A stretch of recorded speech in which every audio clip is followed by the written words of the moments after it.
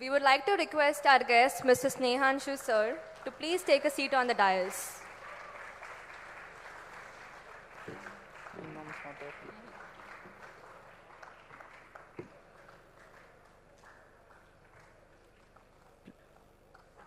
Please be seated.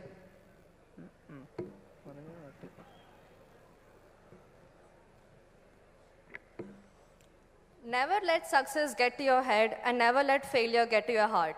Rise and shine to one and all present here. We would like to welcome you all to Day 2 of the CFO Summit 2023. Myself, Koshakraj, and Pojita from Team Vriddhi are honored to host today's workshop. We would like to welcome our Honorable Dean of Faculty of Management and Commerce, Dr. Sailashri Haridas in absentia, Chairperson of Faculty of Management and Commerce, Dr. Suresh sir, Chairperson of Department of Mechanical Engineering, Dr. Satish SV, and our respected faculties to this workshop. While yesterday's session was all about finance and its scope in the future, today's session will begin with complete focus on accounting and usage of artificial intelligence and machine learning in an analytical subject like accounting. AI in accounting is primarily about data and automation. AI-fueled technologies and applications like machine learning can drive new and improved practices around data analytics for accounting. Usage of AI in accounting makes the data sharp, quickly accessible, and vast to analyze. This workshop will enable us as students to not only understand about automation of data analysis or advanced accounting, but it mostly emphasizes on adaptation to recurring changes that takes place in the corporate world every day. It is our pleasure to welcome the esteemed guest speaker of the day, Mr. Snehanshu Mitra. Hello, sir. He has over 22 years of experience as a leader in data and analytics, working with organizations in various industries to drive growth and innovation. One of his many experiences include working as head of data and analytics at Vodafone, where he led the practices of data science and data management and delivered innovative machine learning solutions. Now, we would like to request our technical team to kindly play a video that will give the audience more insight about our guest speaker.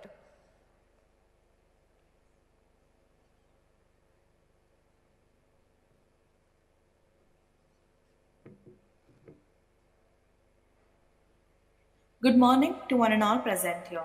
It's our great privilege to have Snehanshu Mitra, a global leader, to present a workshop on the topic Artificial Intelligence and Machine Learning in Accounting.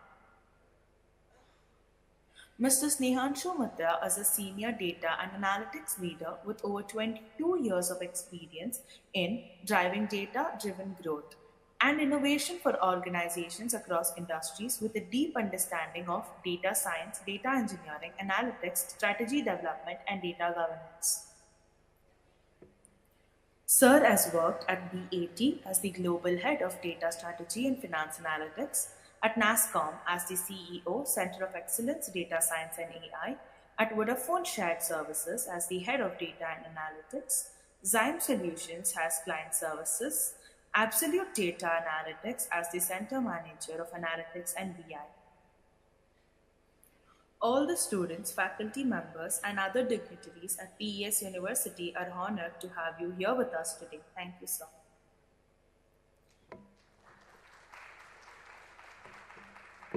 On behalf of PES University, we would like to extend a warm welcome to our esteemed guest speaker. Now, without any further delay, we would like to request Mr. Snehanshu Mitra to please take over the session and educate us on the topic AI and Machine Learning in Accounting. The stage is all yours, sir.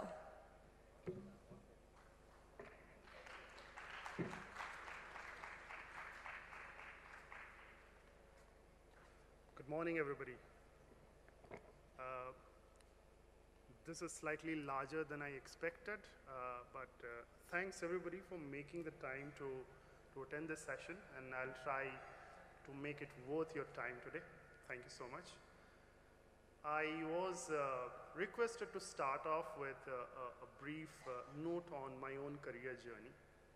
And when Professor Gyanmoy suggested that I do this yesterday evening, I made a small remark that I started off my career as an accounts assistant, and hopefully that's one small little common thread that binds us together. I'm given to understand that most of you guys are from a commerce background. Will that be right? Okay, so if that is right, then we are a part of the fraternity. That's really nice to know. I started my career in 1999. Well, I'm revealing my age in saying that, which is absolutely cool by me. I started working as an accounts assistant to one of the export firms in New Delhi. And my primary motivation of doing that was to gain some first-hand professional experience of what does it feel like to work under somebody where you are fully responsible for your actions. I was pursuing my company secretary at the time, and I was also teaching costing, income tax, and accounts. So it was an opportunity for me to see how good I am and whether somebody would pay me to offer my services. That went on for a couple of years before there was this whole advent of BPOs. The BPO industry is not spoken about very emphatically these days. The world has moved on. Call centers and contact centers have become more diversified and automated. They are more sort of automation driven rather than people driven, but back in the days that I'm referencing, this was the year 2001, this used to be the next big thing in India.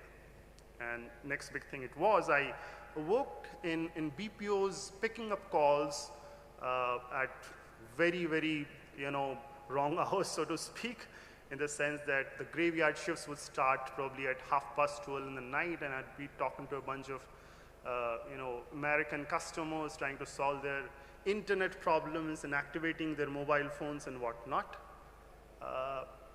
Why I bring this up is, whatever you see as a part of my introduction are things that seem very powerful on a screen of this size. But everybody has to make a beginning. So yes, I was working in a call center at very unholy hours, talking to customers, trying to understand where their concerns lay, and trying to troubleshoot those problems. It taught me quite a bit, surprisingly. It was one of those things that I was never serious upon doing, but I wanted to spend some time getting a feel of what it seems to be working in an international environment. I don't know why I coined that term, but that was my expectation. And it turned out that I was good at doing that. I received a promotion even before I wanted one, because apparently people had taken note of my skills and the results that I was able to produce in a given amount of time. So I got introduced to this whole world of being a supervisor and manager very early in my career. I almost feel a little too old when I think that I have been managing teams for the last 21 years now. So that was my introduction. But very quickly moving on to this next set of my journey, from contact centers, within contact centers itself, there was this whole process improvement or process efficiency part of the operations management team that I was in, which was shaping up. And this particular team was considered to be the think tank of running operations. And they will be using, COPC or Six Sigma techniques that have a grounding on economics and statistics. And since I was from a similar background, I raised my hand and I said that after I deliver my shift, I'd like to come sit with you guys and trying to understand what you guys do. And that helped me a lot, because I started getting into an area which was still growing.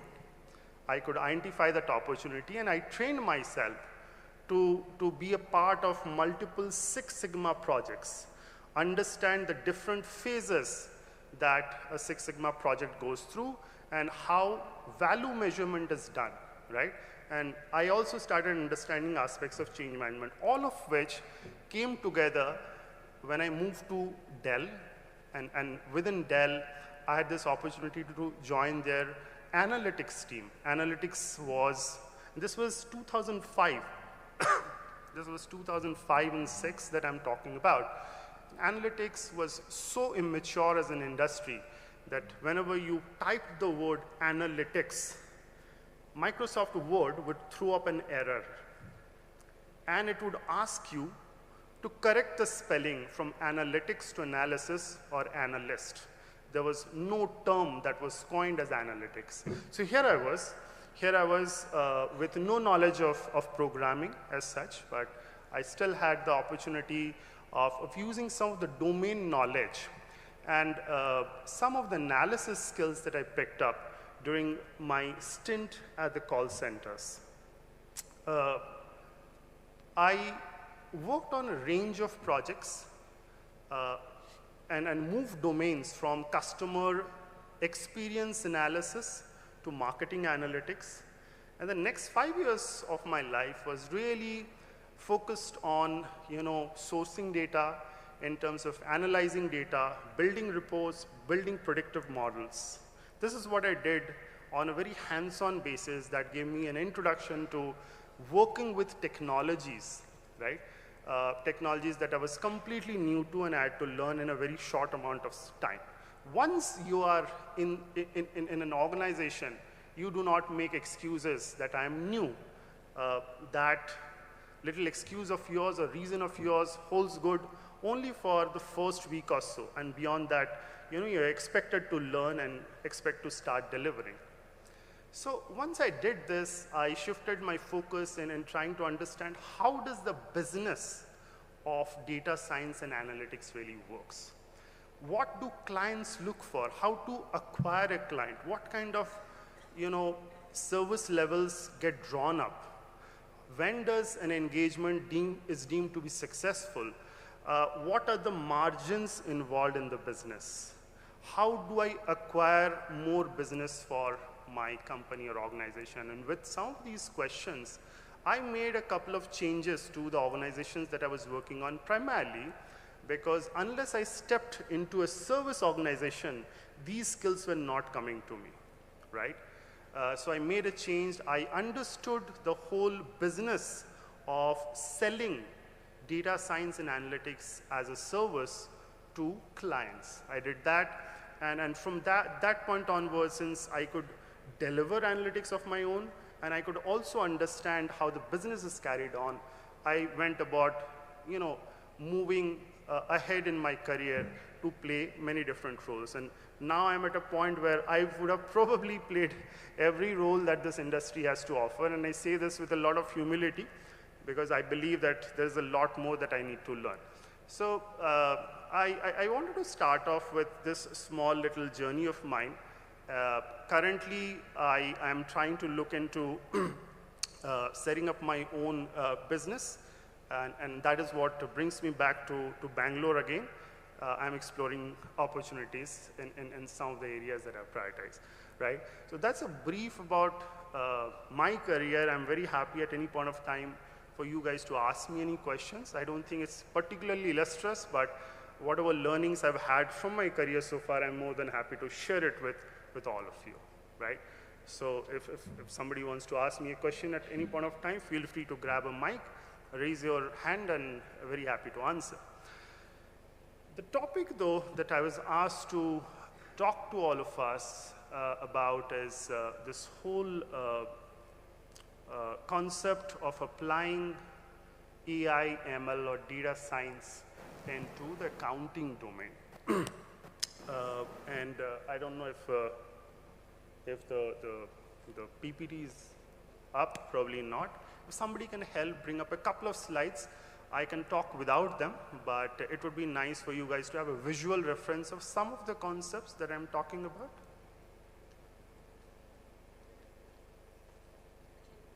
Okay, and where does that come up? Okay, lovely. Does it come up? You have to connect it. Okay. Okay, as this is being set up and we are still figuring technology, I think it is fair to say that there's a lot of chatter. There you go. There's a lot of chatter around data science as a domain, and some of you guys who are from the commerce stream are probably beginning to think that, hey, is this even meant for me? On one hand, this seems to be a very promising career option, and yet I find myself interested in accounting. Is there a way in which I can bring these two disciplines together and I can sit at the intersection of my domain knowledge, which is accounting, and technology-driven, data science approaches?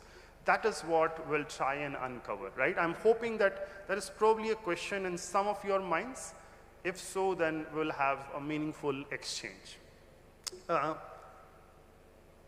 The question is that, do we need to be technology savvy, even if we are pursuing this whole stream of accounting in our career? And I'll be very, very honest, and this is my perspective, and I may not be always right, but my belief is, guys, today, there is no reason for us to say that I do not understand technology because I am from a commerce stream. Believe me, nobody's interested in, hearing that out. I was talking to your dean a little while earlier, and the point that I was trying to make there is that organizations that you will be working for, right, are very likely going to be marketing themselves as digital organizations. Digital organization is one where they use these emerging technologies in furthering their business interests, in serving their customers better, in trying to rake in higher profits, bring in more business, etc. Right? If the organizations that you're working for are digital-first organizations, then they will not want to hire people or encourage people who do not have the requisite digital skills. So I would request all of us to give up this notion as of today that since I'm from a commerce background, I can stay away from understanding technology in great amounts of detail, right? So the first lesson, even if before I've started the first slide, is a request and a suggestion and advice on my part that start looking at yourself as being part of a digital workforce, right? Will you do that for me? Starting today, you're a part of a digital workforce, and do everything in your mind to ensure that you have some digital skills as you pass out from this college. Okay? With that in mind, let me see if this thing works. Where do I point it? Okay, somebody who is much younger, can you teach me how to use this? This is, yeah, here we go. Oh, there you go. You just need to turn on a,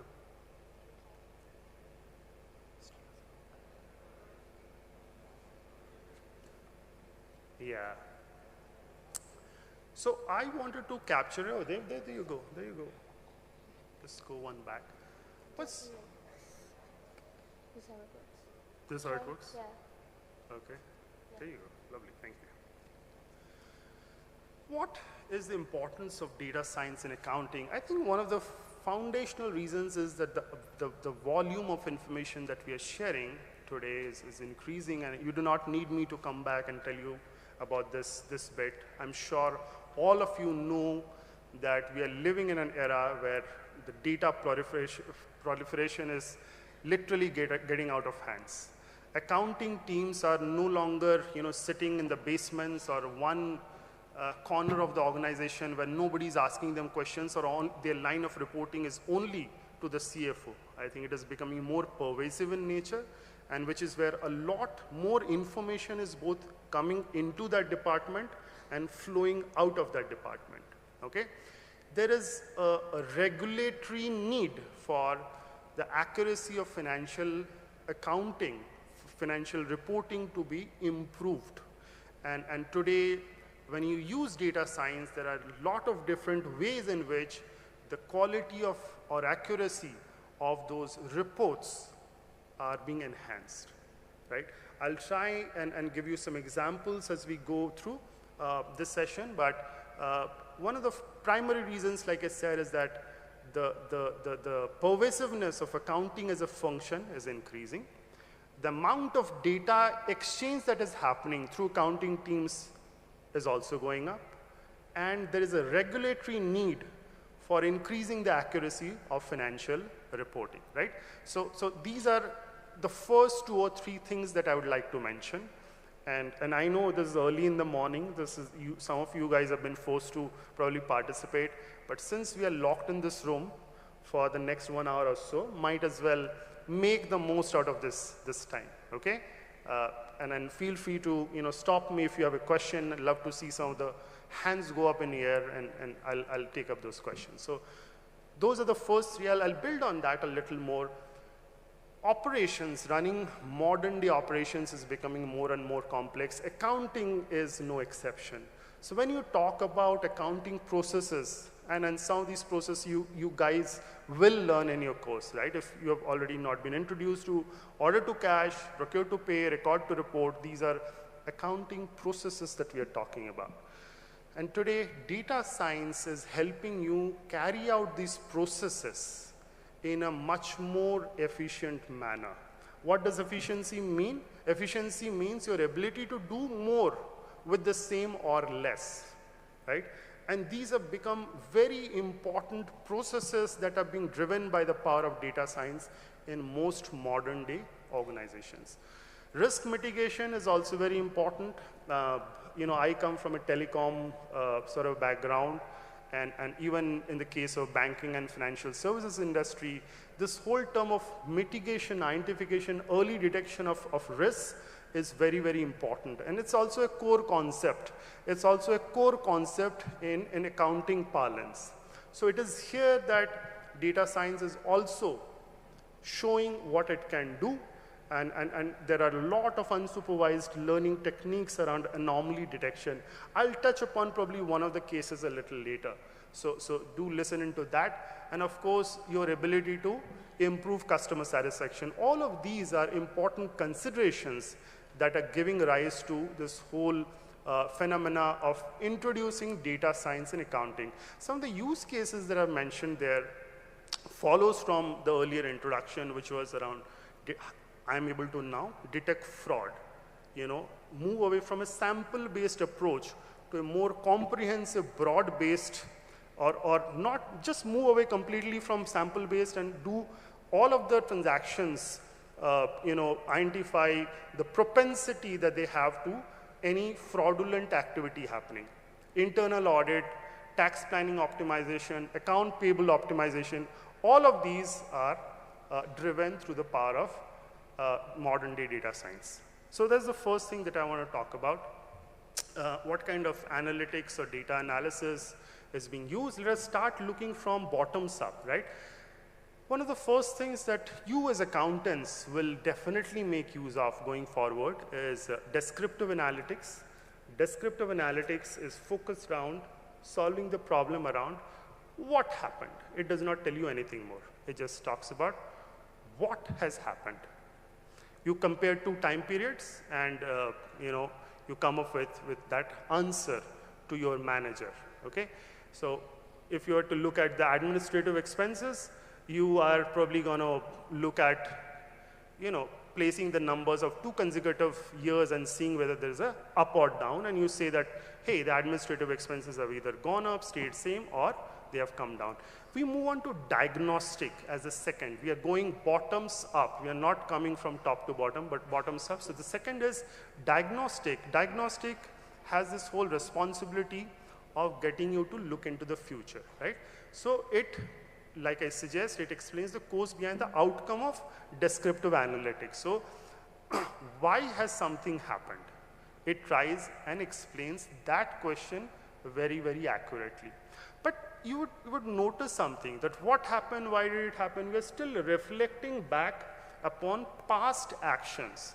And if I'm a smart modern day manager, I would want to look into the future and say that now that I have all the answers about what has happened in the past, how do I use that knowledge to predict the future, to answer the question, what will happen? What will happen, right?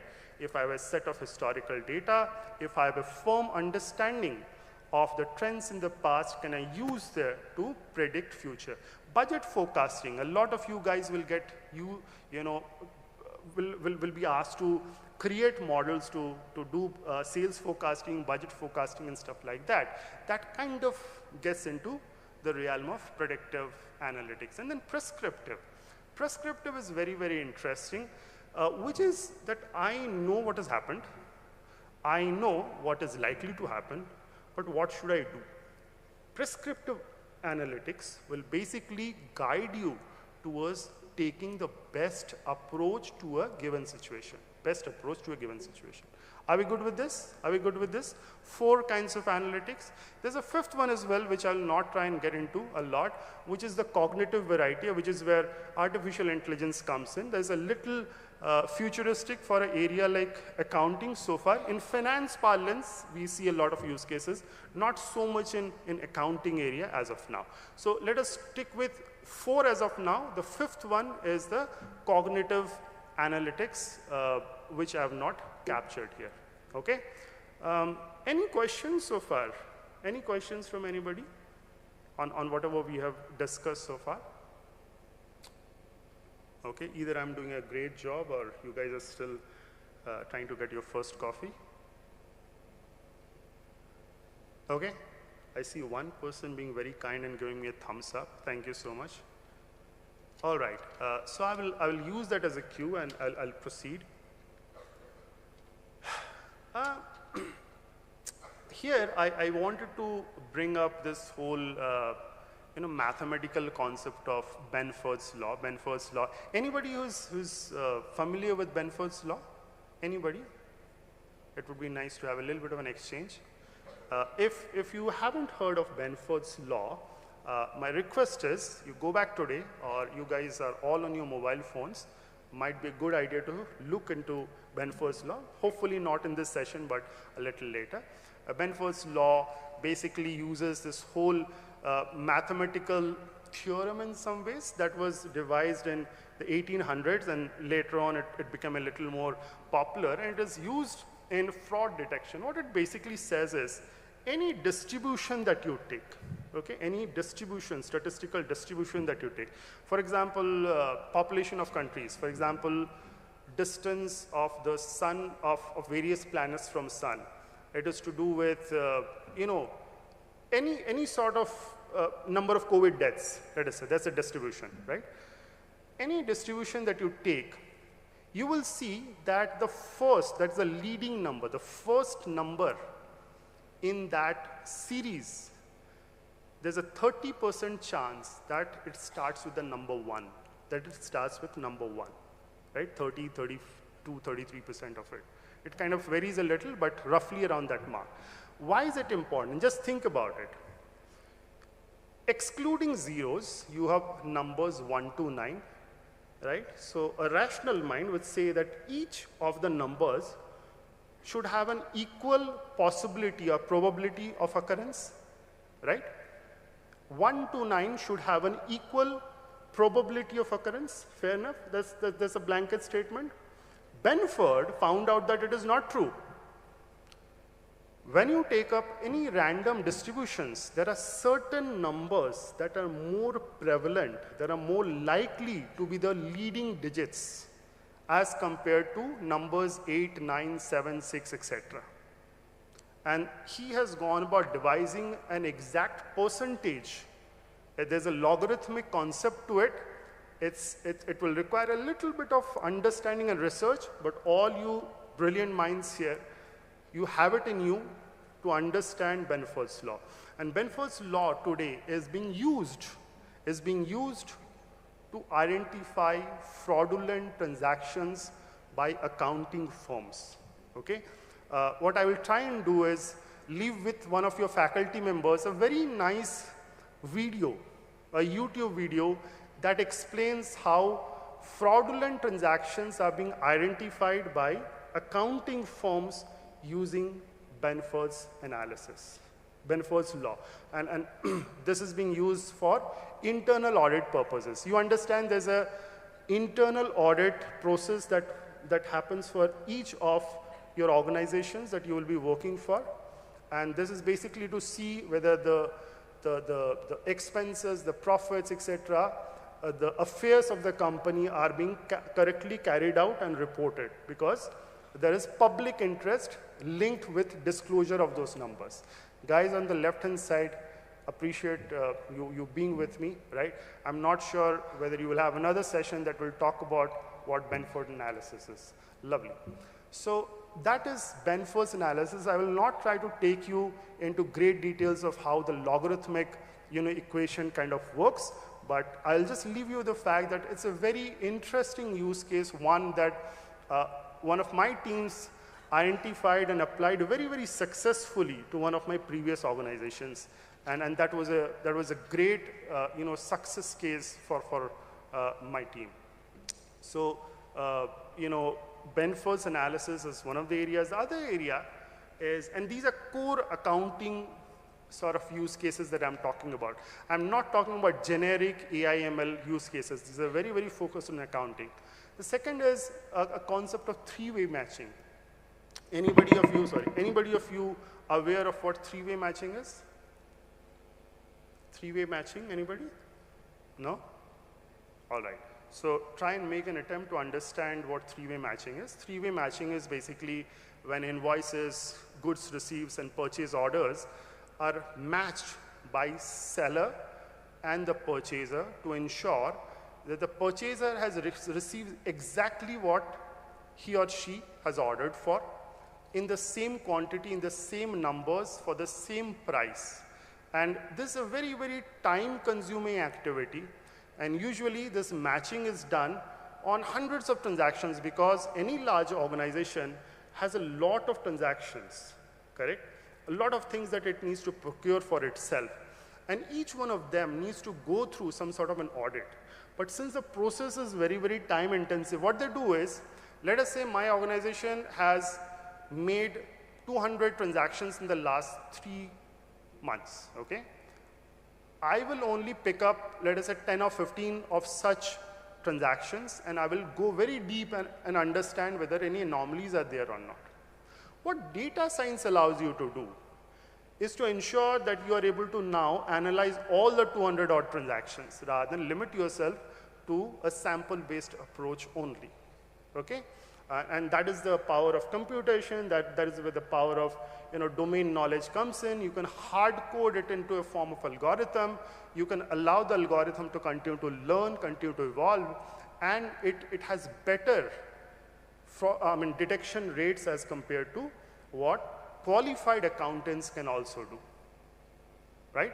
So this is another use case, very focused to the kind of work that you guys will be doing in near future. So try and I would suggest that you read a little more about how do you apply data science in three-way matching process. All right, Benford's analysis, three-way matching. The question that you guys could happen that, great, Snehanshu, you have come here and you're talking about us having to learn technology and everything, but can we really become programmers? Because there's a definite element of learning technology. We would need to start writing a few codes somewhere. Can I even learn to be a programmer? Do I even have that bent of mind? Guys, you know what? The line that I make there is very important, that accountants were the original data analysts of any organization. Even before data science became a discipline, people were already working with numbers. They were very, very detail-oriented and particular, because at the end of the day, your assets and liabilities will need to match. At the end of the day, your double entry system needs to ensure that, the corresponding ledgers have the right numbers on both debit and credit side.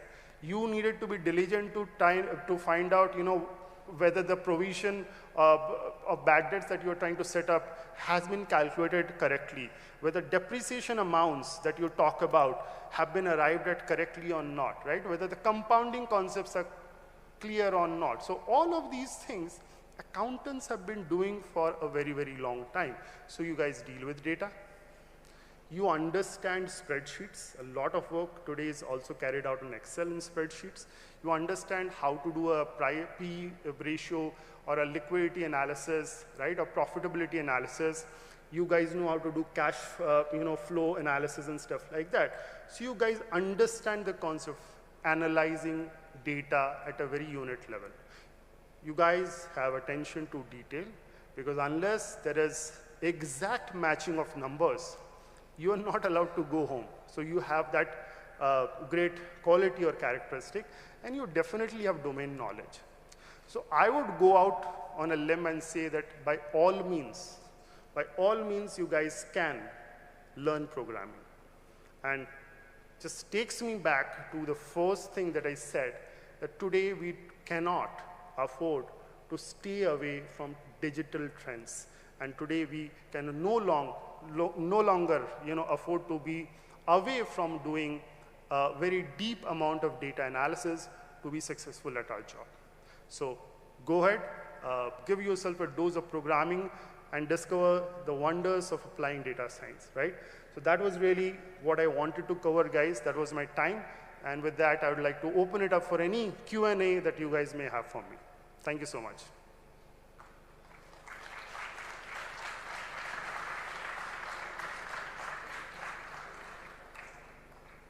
The first question always takes a lot of time, but I know thereafter a few more hands would go up. We should announce some sort of prize for the first person who goes and asks a question.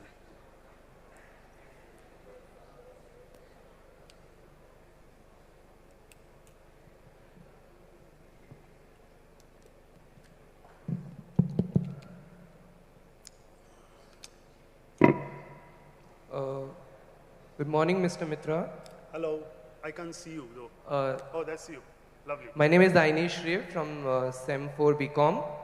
So I would like to know that how can machine learning be used to improve customer experience in financial industry? Like, because you were mainly talking about that, how you were able to project the fact that data science can be used for customers, requirements. So if you could elaborate on that. Yeah, lovely. So I'm glad that you were reading point 4 on that slide. So just in case others wanted to know what he's talking about, he saw me not explaining the last point, improving customer satisfaction, and that is where I'm assuming the question is coming from. Well, that's a great question. My answer is that any self-respecting organization that wants to grow would need to take care of its customer base. I made a point about acquiring new customers, retaining existing ones to sort of grow as an organization, right? Because they are the source of revenue, they are the source of profits, they are the reason why you even exist in that line of business. Improving customer service obviously has a tangible impact on your customer, on your margins and profitability, and hence there are a number of different ways in which you can apply data science, one of which is customer segmentation. Customer segmentation, let us say, is an effort for us to today apply our limited time and resources to identify customers who are going to be with us for the longest. There's a concept called CLTV, which is customer lifetime value. It's a very, very interesting concept. It's a new mathematical take on how long will a customer stay with me and what is the value that I derive in that relationship, right? Number 2 is, you can segment customers. Okay, sorry. So I'll go back to finishing the segmentation, and then I will move into the predictive analytics example. So the segmentation is essentially talking about what does my customer base really look like, who are low profitability, medium profitability, high profitability customers. How do I continue to engage and give my best service to high profitability customers in a manner that they remain with me for the longest amount of time? How do I move my customers who are medium profitability to high profitability? What kind of programs should I design for them? And if there are a bunch of customers who are not giving me a lot of profits, it is not worth spending a lot of resources on them. So, all of these decisions today can be facilitated by using data science and analytics. And you know, since it is directly tied with your revenue and profits, that is the connection that I was trying to establish in the last point, improving customer satisfaction. Did I answer that question? Okay.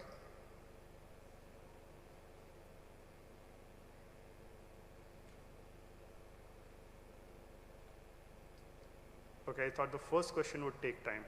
Seems like the second one is taking. Oh, you are ready with it. Yes. Lovely. Can you start with your name, please? Yes, sir. Good morning, sir. I'm Ananya. I'm from BBS second sem. So my question was, in what ways does machine learning, like what role does it have in blockchain technology and cryptocurrency? Because it's the hot topic for the day in this. Yeah, that was not the focus of my discussion today in an account. So how do you apply? I don't think we're talking about machine learning in the blockchain concept. These are slightly different technologies that we are talking about. But I'll give you a slight overview in this area. Blockchain essentially allows you to secure your transactions and dealings and linkages, right?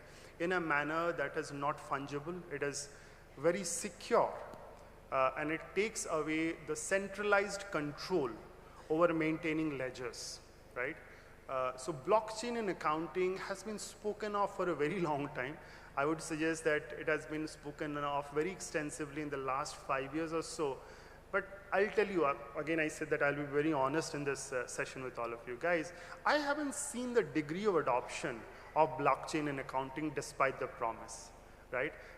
So high-level answer, it is something that has the potential of ensuring lesser frauds, lesser misreportings, removal of centralized controls, and improving the integrity of reporting. All of these are very real benefits, and yet I would underscore it by saying that I haven't seen it scaling up in a manner that it has the potential for, right?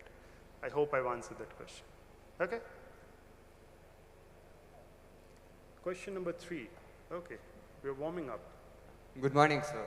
Myself, Abhilash. I'm from... Sorry, your name Abhilash. is? Abhilash, okay. I'm from BCom second sem. So my question is, how can we use data science in tax planning? In tax planning? Yeah. Okay. Data science and tax planning, are you talking about... So there are different things, right? I as an individual, or we are talking about tax planning for corporations. If you're talking, what are you exactly referring to? Corporations. Corporations, lovely. So that makes for a definite use case. In case of tax planning, I can try and predict my liabilities, right? In applying data science to the process of taxation. So yeah, I have seen use cases where data science is used to sort of estimate my liabilities and even try and suggest ways in which taxes can be optimized by leveraging the provisions of law to the fullest possible extent. That is how most of it happens, in my opinion, in the area of taxation. Thank you, sir. Yeah?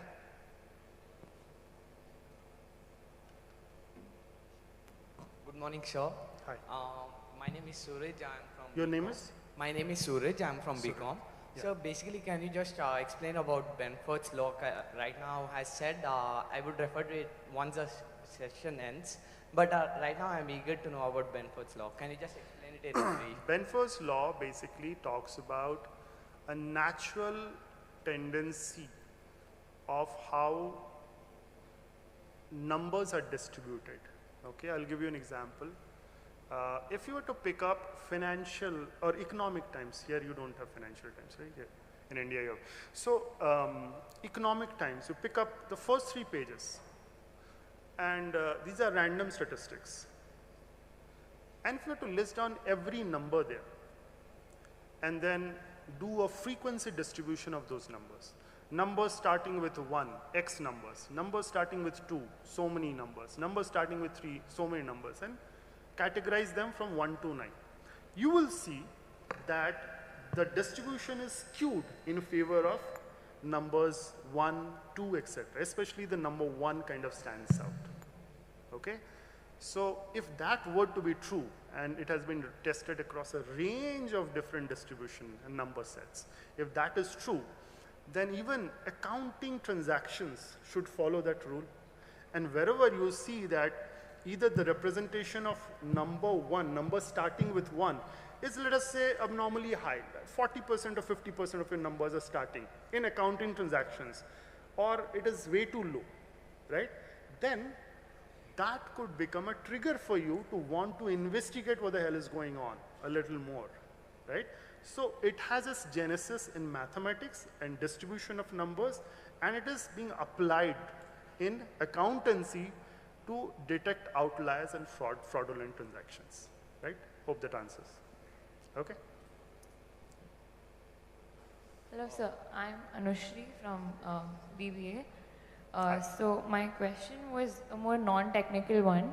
So as we see data science and accounting and machine learning being applied in financial concepts for digital optimization of almost all processes, to have a more holistic approach towards job ready, like how do we get ourselves, what are the skills that you feel you look for in freshers apart from like data science and machine learning and programming as such? Great question. Again, I think one of those skills, and I was just reflecting on this weird statistic. I think I have, in my career, done more than 3,000 interviews. There's a lot, partly because of the line of job that I was in. My view is one of the things that I look for is your ability to 2 or 3 things. One is, how do you work with imperfect information, right? As freshers, you would want a complete work package to be defined and given to you to work on. Work package constitutes, this is the problem description, this is why it needs to be solved, here is what you need to do, and here is what the outcome should look like, right? 3 or 4 things. Assuming that one of the 3 or 4 elements is missing, assuming, right? Because we do not work in a perfect world. How do you work with less than ideal information? That's one of the things that I look for. And if you can articulate a way to fill up the missing link in that information chain, I deeply appreciate that aspect. And this is apart from your technical skills or the domain knowledge that you carry or the pleasant personality or your ability to articulate. How do you work with less than ideal information is something that I believe a lot of organizations value today. I'll leave you with that. Yes, thank you, sir. Yeah, yeah. Good morning, sir. My name is Lochan, BCom 4th semester. Sir, as you already mentioned that you want to place yourself in the intersection point of accounting and data analytics. So, will data science and data analytics make a major impact in traditional way of accounting? Will this change anything? It has changed. No, sir, it has completely changed over the last few years, and it is just, it's not something. So here is, let me just take a back seat here. Let me take a back seat here. A little bit of a storytelling, right? We are here to talk about stories.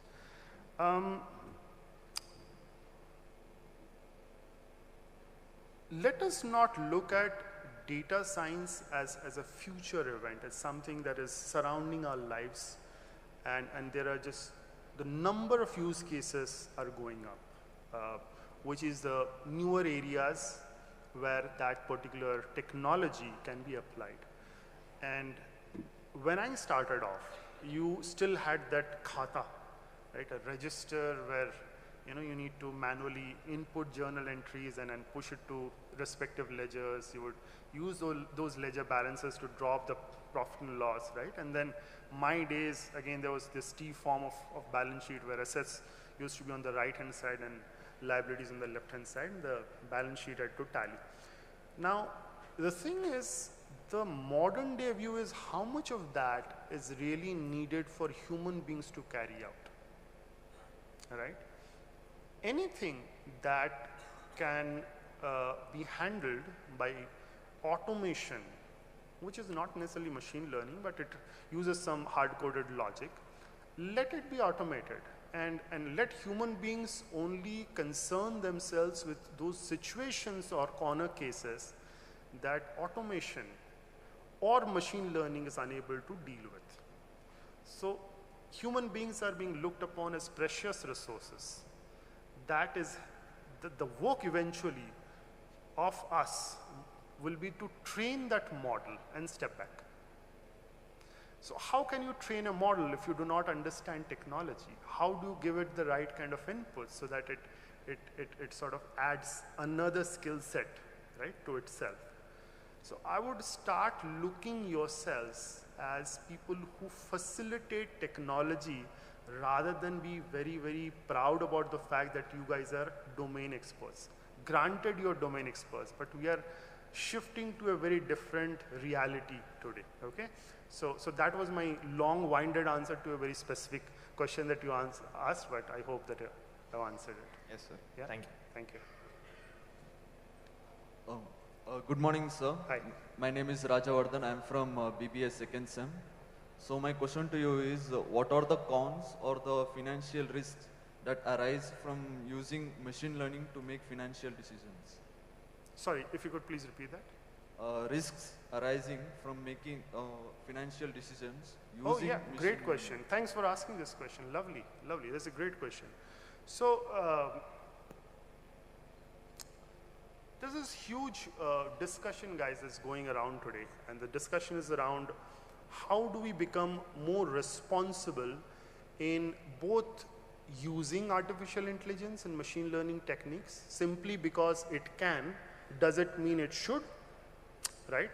And that trickles over to how do we develop these algorithms fundamentally.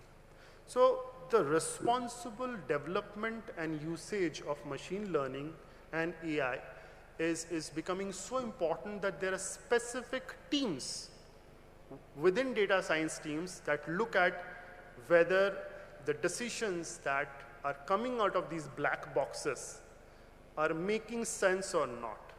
So they are being human checked to ensure that the right kind of decisions are being prescribed.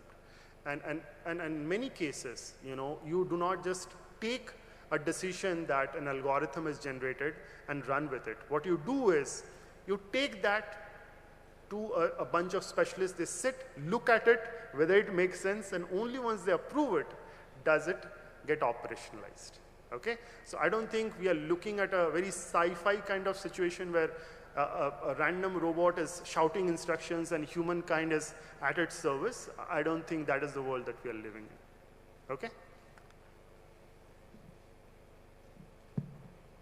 Hello, sir. I'm Prateek from BCom second semester. Sir, could you emphasize more on the pros and cons of AI and ML in accounting? Pros and cons.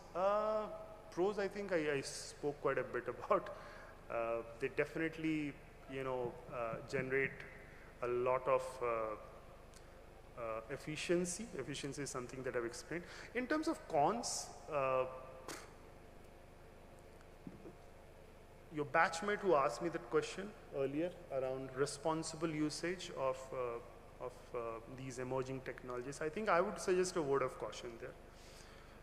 The machine learning world is still not very advanced to cover for all corner cases, and if there is excessive reliance, then, you know, sooner than later it could trigger something very unfavorable to the company's interest. So I think as long as we have some sort of human layer over algorithms, we are going to be using it properly. But the only other con that I can think of is, at times, in trying to glorify the world of machine learning and data science, there's a lot of resources that we channelize in developing them, okay?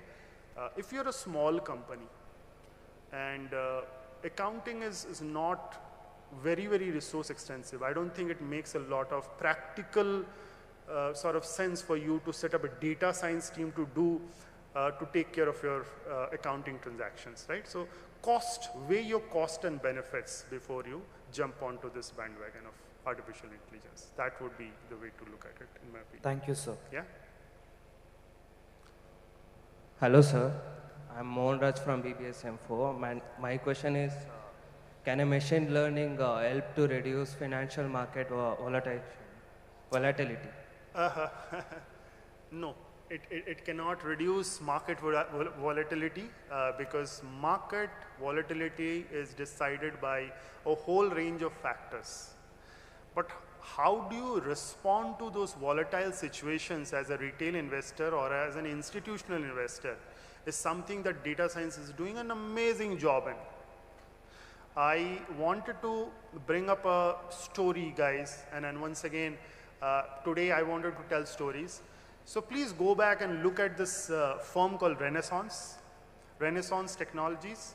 Renaissance Technologies has the distinction of being a very, very closely guarded company that has made 60% year-on-year profits as a trading company since 1990s or so. Okay? And they only employ PhDs, most of the employees are PhDs and computer scientists. So they do not have a very sort of domain sort of mindset or a financial analysis kind of mindset to investing what they buy and sell. What they do is they look at these events as a series of data points. And they use all the data without much of domain knowledge. They have perfected the algorithms such that they are able to anticipate the market gains and drops. And they time the decisions so very well that they are one of the most profitable companies across the world. Right? Renaissance Technologies, go back and read a little on how they apply data science to further their core business operations. It's a great study. It would be worth your time, I promise that. Okay, did I answer your question? Yeah. Good morning, sir. Hi. My name's Ajay and I'm from BCom second sem, A section. Sir, now suppose if AI takes over everything in the accounting, like whatever activities humans are doing, so then what will you do to help these humans who are not going to have any jobs? You train yourself to work alongside algorithms or you become obsolete. You want to hear some plain speak, I'll deliver. The fact is that you will have to learn to work along with algorithms. That is the workforce of tomorrow. Your next best colleague may not be a person sitting next to you. It could be a code running inside your laptop. So how do you understand and work with it, with those systems and processes, is what is going to decide your job security, if that is the question of future. Thank you, sir. Yeah? All right. I think we're doing well as a session. There are more questions coming in, and keep them coming. I'll have a little more time. Good morning, okay. sir. It just gives me an opportunity to look at them. Yeah, good morning, sir. I'm Prajwal from BCom.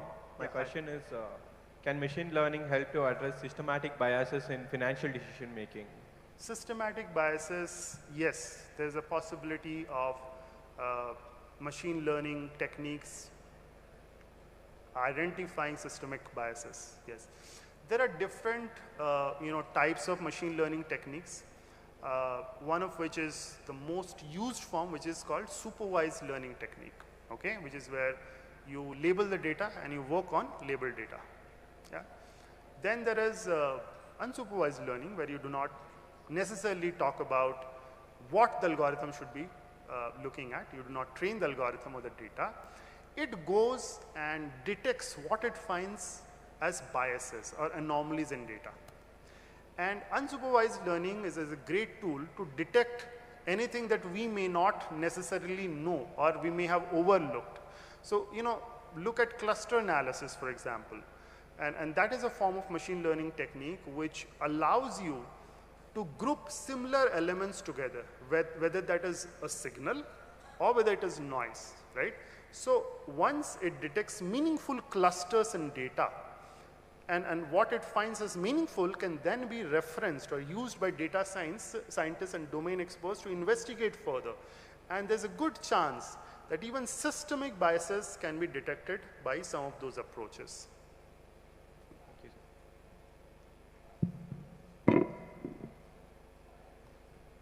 morning, sir. Hi. My name is Meghna and I'm from BCom 4th Sem. So my question for you today is, how can machine learning and algorithms be used to detect frauds and financial irregularities in accounting data? Well, I mentioned about Benford's law. That's one of the ways. I spoke about unsupervised learning. That is another way. I think try and understand the unsupervised learning side of things. Essentially what you're trying to do is you're trying to undertake what is called anomaly detection in the machine learning world. Anomaly is anything that does not conform to the established principles. And your idea is that, let me try and detect what is not within the prescribed rules. And an algorithm is very, very well placed because it has the capability of reading through a lot of data to tell you why does it consider a particular data point to be an anomaly. Okay? And there are both supervised learning and unsupervised learning methods under the machine learning world that allows you to do that. Yeah? Good morning, sir. Yeah, hi. Sir, Ainesh here. You're back with another question. Yes, sir. Okay. Actually, referring to you the... saw the customer retention I just did there. Sir, based on the question which you were answering regarding Benford's rule, I actually wonder that what difference does Benford rule application in internal audit would set against external auditing on the basis of transparency and data presentation? I'm not sure I understood that question. Basically what I mean is that when you talked about how Benford's rule can be applied in internal auditing, so I want to ask what difference does it make against external auditing process on the basis of transparency and value presentation of reports? Look, again, I'm still trying to understand the question. The thing is, you would want to catch an anomaly as early in its life cycle as possible. There's this nice article that talks about how the cost of catching an anomaly as it progresses becomes higher and higher, and it goes exponentially higher. So as a prudent business organization, I would want to detect it as early, even if it is not a confirmed case, right? Internal audits are devised for the exact reason that let me try and catch hold of what is wrong with my business before it goes to the external auditors for certification, right? And hence, the use case that I spoke of about Benford's law is a very good approach that is taken by internal auditing teams to try and see what is not in order from various angles, right? One of which is a mathematical view. So that is what I can say. I'm still not sure I understood the last part of what you said, but if it was to do with contrasting why internal versus external, that is the reason. It is really to do with, can I catch it early enough, in my accounting process so that there are mitigation plans put in place. So then, sir, does it make sure that whatever data is being presented by internal auditors and what will be presented by external auditors, would it be like on the same page, or would still external auditors... External auditors have no obligation, my dear friend. External auditors do what they feel is in compliance with the regulatory requirements, right? Internal auditors will probably have the leverage to go back and correct a wrong. External auditors will show what is wrong, and they will say that, here is where you failed. So that is the whole point. Internal is my own company, my own staff, my own team, behaving as a third party to me, versus external audit teams that really come in and certify you on your accounting principles and best practices. Okay, sir. Okay, well, so I see no other hands going up. Thank you so much for your time. Thank you.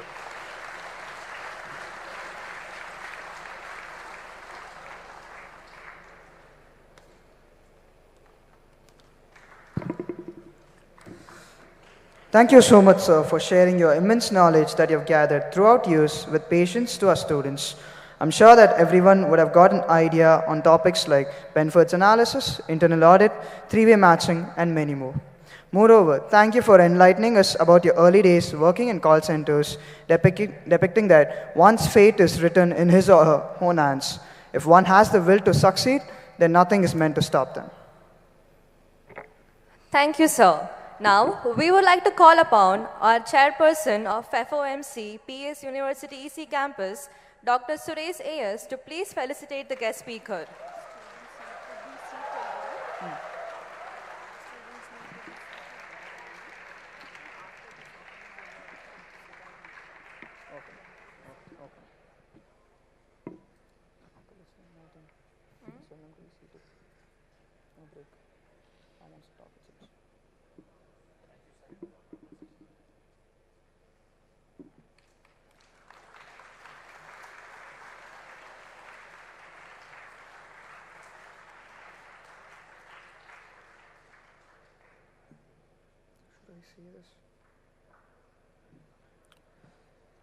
Once again, thank you, sir, for enlightening us.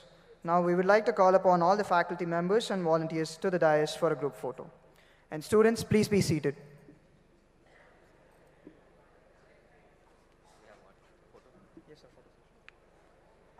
Ma'am, Rupa ma'am, faculty members, please come on the stage. We'll just take a group photo. And volunteers as well. Please quickly come on the stage.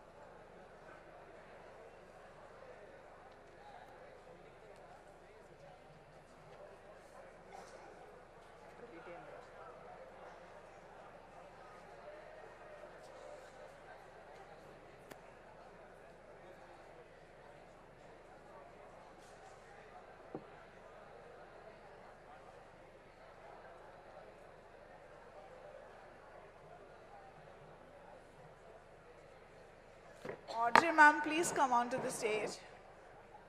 Soumya ma'am and Arvind sir also.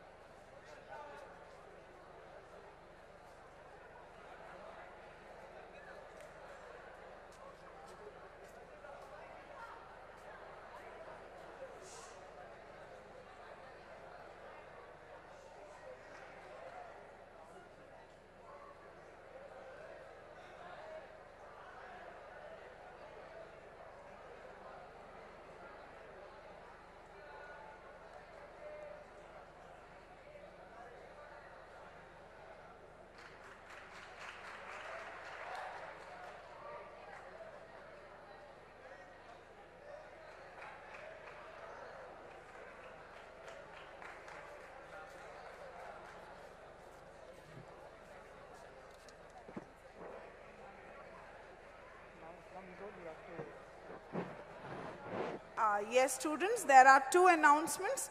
Please don't get any eatables to the MRD because it is really difficult for all the people, those who are cleaning, to take all your wrappers and all the things. So it's a kind request, do not get any eatables to the MRD, right? First request. And second thing is, you can go for a break now at 10:50. Be back by 10:30, right? Thank you.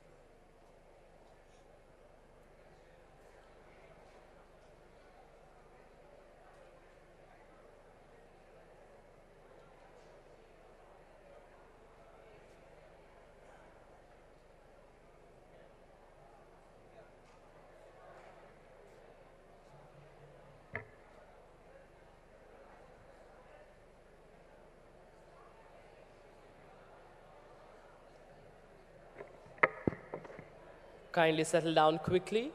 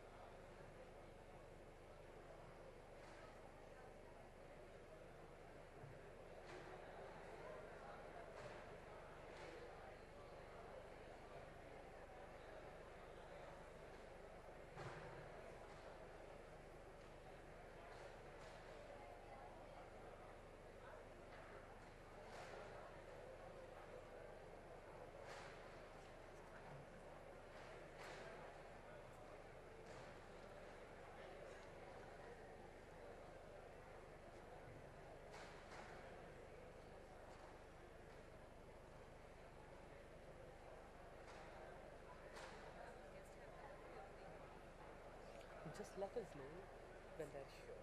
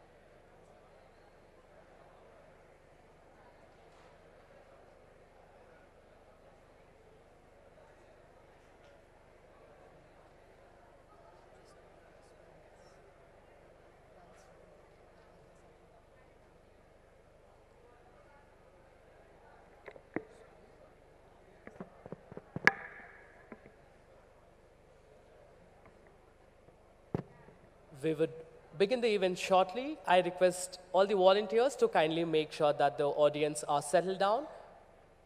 Also, I request volunteers to kindly spread across the auditorium and to maintain the decorum of the auditorium.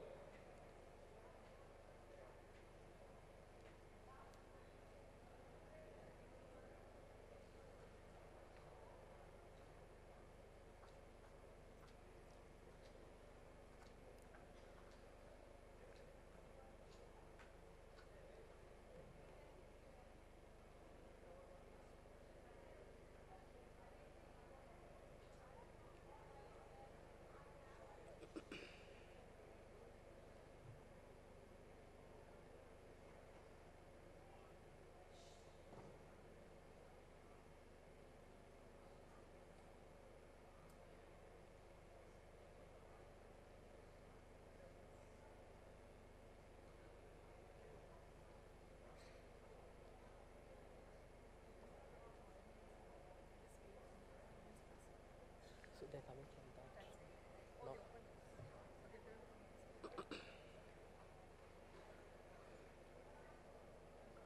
Will you announce to raise?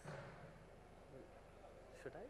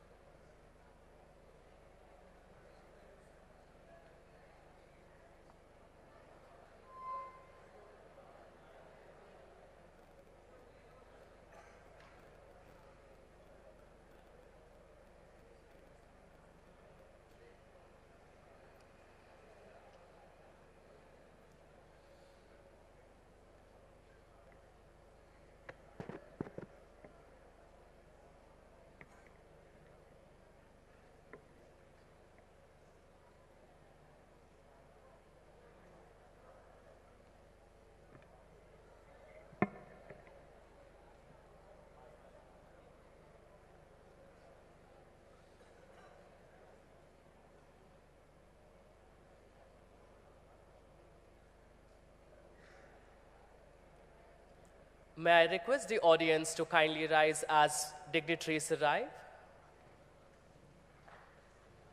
With a great round of applause, we welcome our dignitary and the keynote speaker of the day.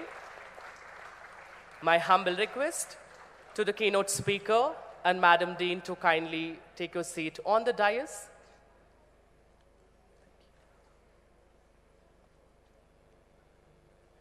Thank you. Please be seated.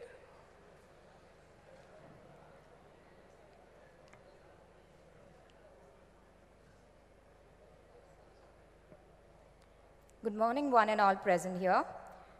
Benjamin Franklin says, without continual growth and progress, such words as improvement, achievement, and success have no meaning. I unquote. Good morning, distinguished guest, the Dean, Faculty of Management and Commerce, Head of the Department, FOMC, and Mechanical Engineering, my dear colleagues and dear students. On behalf of the Department of Management and Commerce, I welcome the Chancellor and Vice Chancellor of PES University in absentia. I am privileged to welcome our keynote speaker for the day, Ms. Vidya Sarathi.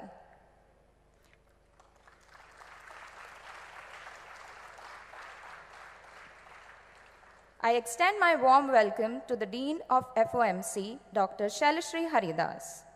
I would also like to welcome all my dear colleagues from RR campus and EC campus and all my dear students present here.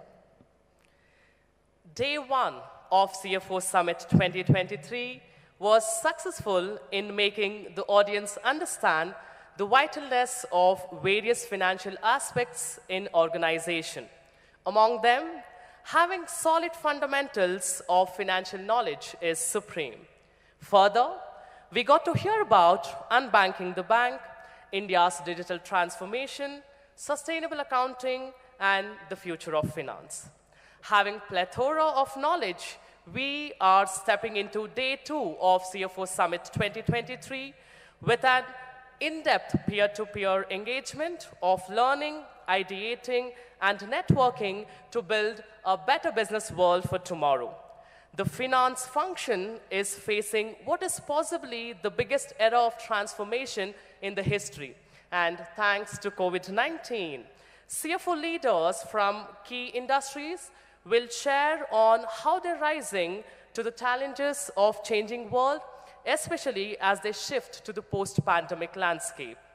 It's time for us to rethink, reset, and move beyond with optimism into the future. With the great privilege, we declare Day 2 of CFO Summit 2022 open for learning and discussion.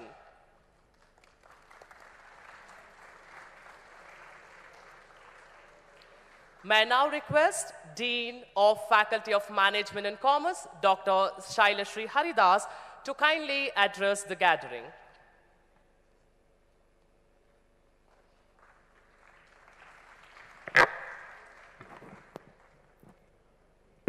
Good morning, ladies and gentlemen. It's indeed my great privilege to welcome Madam Vidya.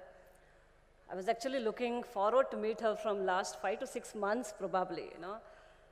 In one of my CII budget meet, I was recollecting that in the morning. She was also there. But somehow she had to rush to her own work, and I had to rush for my own work. We couldn't meet, and I was really, looking for an opportunity, and we invited her to the Ring Road campus couple of months before. But again, probably, her session was destined to this campus. My students are very privileged to have her here. Please give her a big round of applause for taking the time out, and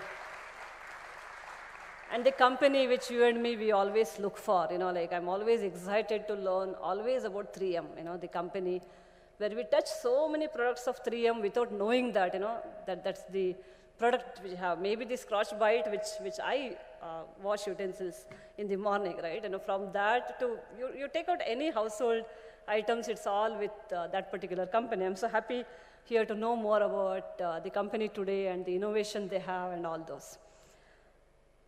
The topic is more about the accounting and finance and all which we're talking today. But I always say this to all students as well as the guests, that if they can share some of their own life story, that how he or she has reached the role of a CFO today, because I'm sure all of you are sitting today and you would like to be the CFOs of the companies like 3M in next 10 years from now, 20 years from now, like that. I'm sure you all have that particular ambition at the back of your mind. So it's better you all know that, how you can achieve that. So which are the milestones, which are the steps which one has undergone in their own life to make it happen. That's the right thing for all of us to make it out. So our thumb rule stands true for second day too. I wish you all will have a notebook in your hand and a pen If you don't have a notebook, you can borrow it from your friends. I'm sure you will have a notebook. And write all those important points and write a blog at the end of the day, post it on your LinkedIn, and that's a right learning, and you can showcase to the entire world saying that you are one of the intellectual person learned from the CFO of 3M in your life. That is the great achievement for you and me at the end of the day, right? Let me tell you a small story. Once a prince, Rajkumar, prince, he gets the kingdom after the death of his father, and it was an untimely death of his father. So he gets the kingdom. And once he gets the kingdom, he starts ruling it, and somehow because of the drought or whatever may be the external reasons, which you can quote, and his destiny, that's what we all quote. If something is going wrong, we always blame our destiny, right? So because of his destiny, because of the drought and all those things, he gets into a lot of problems to run that particular kingdom. And one fine day, the enemy from the other state comes, and then he somehow manages to get escaped, but he loses the kingdom. So now he doesn't have anything. He has managed to come out, but he doesn't have the kingdom. So he keeps on blaming his destiny, saying that I was the son of a king, I would have got this, that, and everything, but what to do? It's my bad luck. So because he doesn't know how to survive, he thinks about going to his friend, who is the prince of the other kingdom, goes to his friend. He would like to about to reach there, but the security guards in front of that, they stop him there itself. They say that, no, you cannot get inside because your clothes are very, very dirty. This prince, he doesn't have any other clothes because he has escaped from that particular kingdom. So what to do? Anyhow, he has to meet his friend. Otherwise, no way that he can survive further. So he thinks that let me, do some job for some days so that I can purchase the clothes. And he starts working in a small shop. And he works for a couple of days, couple of weeks. And then he could purchase a dress, new dress. He wears it and he meets his friend now. So now because he's in the good dress, people think that he's a prince. He was a prince, and then he gets inside. Then he talks about his entire story to his friend, saying that he doesn't have kingdom, he doesn't know what to do and all. His friend says, okay, I'll give you 100 sheep. Then he's shocked. He's my good friend, but he's saying that, I don't want to be a shepherd, isn't it? So he says he's giving me 100 sheep. What should I do with that? But somehow he cannot say no because that's the only option for him for survival. Otherwise, he cannot survive. So he takes those 100 sheep. So he says, okay, I'll manage. So while managing those 100 sheep, because he is a prince, he doesn't know how to manage these sheep and all those, somehow he loses those 100 sheep. He again goes back to his friend, no, what to do? It's my bad luck. I lost my 100 sheep. This time the prince, his friend, gives him 50 sheep. He comes back with this 50, blaming again his, nasib, destiny, luck, all those. He doesn't know what to do. So one fine day again, like somewhere the other wild animals catches these, and again he loses that 50 also. He goes back again, what to do? So this time he gives only 25. He blames his luck always, when he gave me 100, I couldn't manage. He's giving me only 25, so what can I do? But he says he has given me 25, but he was quite sure that if he doesn't take care of these 25, next time if he goes back, he will get 0, because that's what, minus he did. So he didn't want to do that. So he constructs a small fence around, the area where he's taking care of the sheep and everything. He hires 1 or 2 more people to take care of his own 25 sheep. And over a period of time, within a very short period of time, those 25 grew to 100, and those 100 grew to 1,000. And now he goes back to the king, saying that, look, I have 1,000 now. And the king says, you are in the right place, so let us do one thing, like both of us together, we will fight your kingdom, to get the kingdom back. And both of them, they go and they get that kingdom back. So the prince says now, what made you to give me these sheep? Because I'm the son of a king and you gave me the sheep. So he says that, look, initially when you came to me in the beginning, you were thinking that I'm a son of a king and I should get everything by virtue of something. But it doesn't happen in the life at all. You need to earn something. You need to know the art of, how to manage the things. You need to know the art of making it more, growing it bigger. That is actually the life all about, which I have learned over a period of time, and now you are capable of taking care of your kingdom. Please take care. That's what the moral of the story is. So the CFOs in the world, they're always there to double the income, to double the revenue. That's their story all about. And ma'am, the role model for all of you sitting here, and the company like 3M, where they have always doubled the revenue over a period of time. Please imagine the efforts, the contribution, the focus which she has put in bringing up the top line of the company on the other side. I'm sure her life is a case study for all of us to learn. I mean, I just heard from her saying that she came with a science background. Very, very interesting for me to know. She did BSc. She has, she had not studied 11th and 12th, balance sheet, debit, credit, and all. And we always say, the people, those who come here to become with science background, they always say that, because I didn't do 11th and 12th commerce, it's difficult for me. Like that's the right answer. You give it to all your parents, and it's a blindfold. We also feel, okay, 11th and 12th, iska foundation अच्छा नहीं है, इसीलिए इसको अच्छी तरह से करने के लिए नहीं हो रहा है. Like that's a blindfold. We also accept it. Please learn from her. How could she complete CA, CS, and all those programs, and also she also trains ACCA. Without much of the background, after completing BSc, if somebody can learn, and she's a 13th rank, All India rank holder. Please give her a big round of applause for that. Great achievement. Great achievement. I'm sure, ma'am, this itself is a great story for all my students to listen today, and they all will be charged. Please talk about this story, at the time of the dinner today with your parents, so that, including me, I also had a blindfold till today, saying that CA karne ke liye 11th and 12th commerce is very, very important. Otherwise, you will not have the fundamentals correct. It's not so easy to do CA. I also had this blindfold. I'm sure your parents are also having this blind, fold on the other side. Please make it a story, at the dinner table today. I'm going to do it with my own children today, like I'm sure you will also do that, which is a great learning, for all of us. Yeah, ma'am, thank you so much for taking out your time. I really cannot thank you more, on the other side. Looking forward to have continued association with you. Thank you so much for having me here. Jai Hind, Jai Bharat.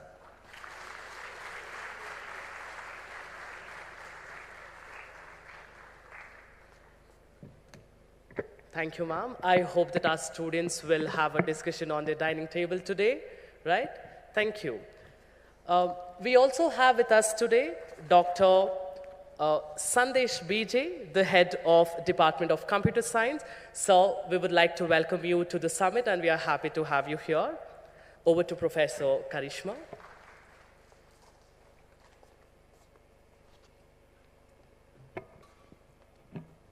We'll now proceed with a short introduction of our keynote speaker for the day, Ms. Vidya Sarathi. She is the CFO and whole-time director of 3M India Limited and an independent director in the board of Wildcraft India Limited, Bangalore. Our students have created a short video for you, ma'am, on the introduction. We will now play the video. May I have the video, please? Morning to one and all present here. It's our great privilege to have Vidya Sarathi, whole-time director and CFO at 3M India Limited, as our keynote speaker for the event. Vidya Sarathi ma'am has over 27 years of expertise in diversified industries of manufacturing, IT, retail, NBFC, and real estate in large MNCs including AGP Global Private Limited, Tata Motors Limited, Lifestyle International Private Limited, Robert Bosch Engineering, Wipro, etc. As leaders, it's important that we drive gender equality initiatives from the top and ensure that these efforts remain impactful. Vidya Sarathi ma'am is one of the many female leaders in 3M who are leading their way in gender equality and inspiring others to follow the same. Vidya Sarathi is a recognized ACCA trainer by ACCA UK. She coaches for corporate employees of KPMG Global, Accenture, Amazon, Oracle, and Infosys. Ma'am also trains students in universities, namely Christ University, CMR University, Jyotinivas College, Jain University, etc. She has trained about 1,500 students in IFSR and other ACCA subjects. All the students, faculty members, and other dignitaries at PES University are honored to have you here today. Thank you, ma'am.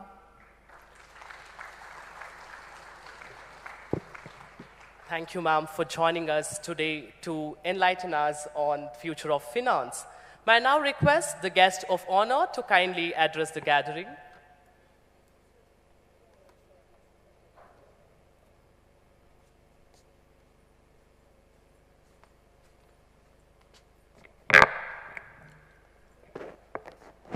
Hello. Yeah. Good morning to all. It's a pleasure for me to be here, and thank you for this warm reception. So I am Vidya Sarthi. I am the whole-time director and chief financial officer from 3M India Limited. 3M is a US-based company which has operations in almost 70 countries worldwide. And we have 95,000 employees working with us globally. We are also having our 3M India is a listed company here. It's a subsidiary of 3M US. So what we do is we work in 4 business groups. We have it's a science-based engineering company. 3M, if you see, it is a science-based engineering company. We have different technology platforms, and we develop about 55,000 products around the world. So here we are into 4 different business groups. One is the transportation and automotive business. It's very diversified business groups and different types of customers for each business groups. So one is the safety and industrial business. The other one is healthcare, and the last one is the consumer business. So you all might be using most of our consumer business products, but we also have lots of presence in transportation and electronics, safety and industrial, and healthcare. So ours is a niche product, and we really work very hard to give a lot of importance to patents and then develop new products which will be useful and it will improve lives overall.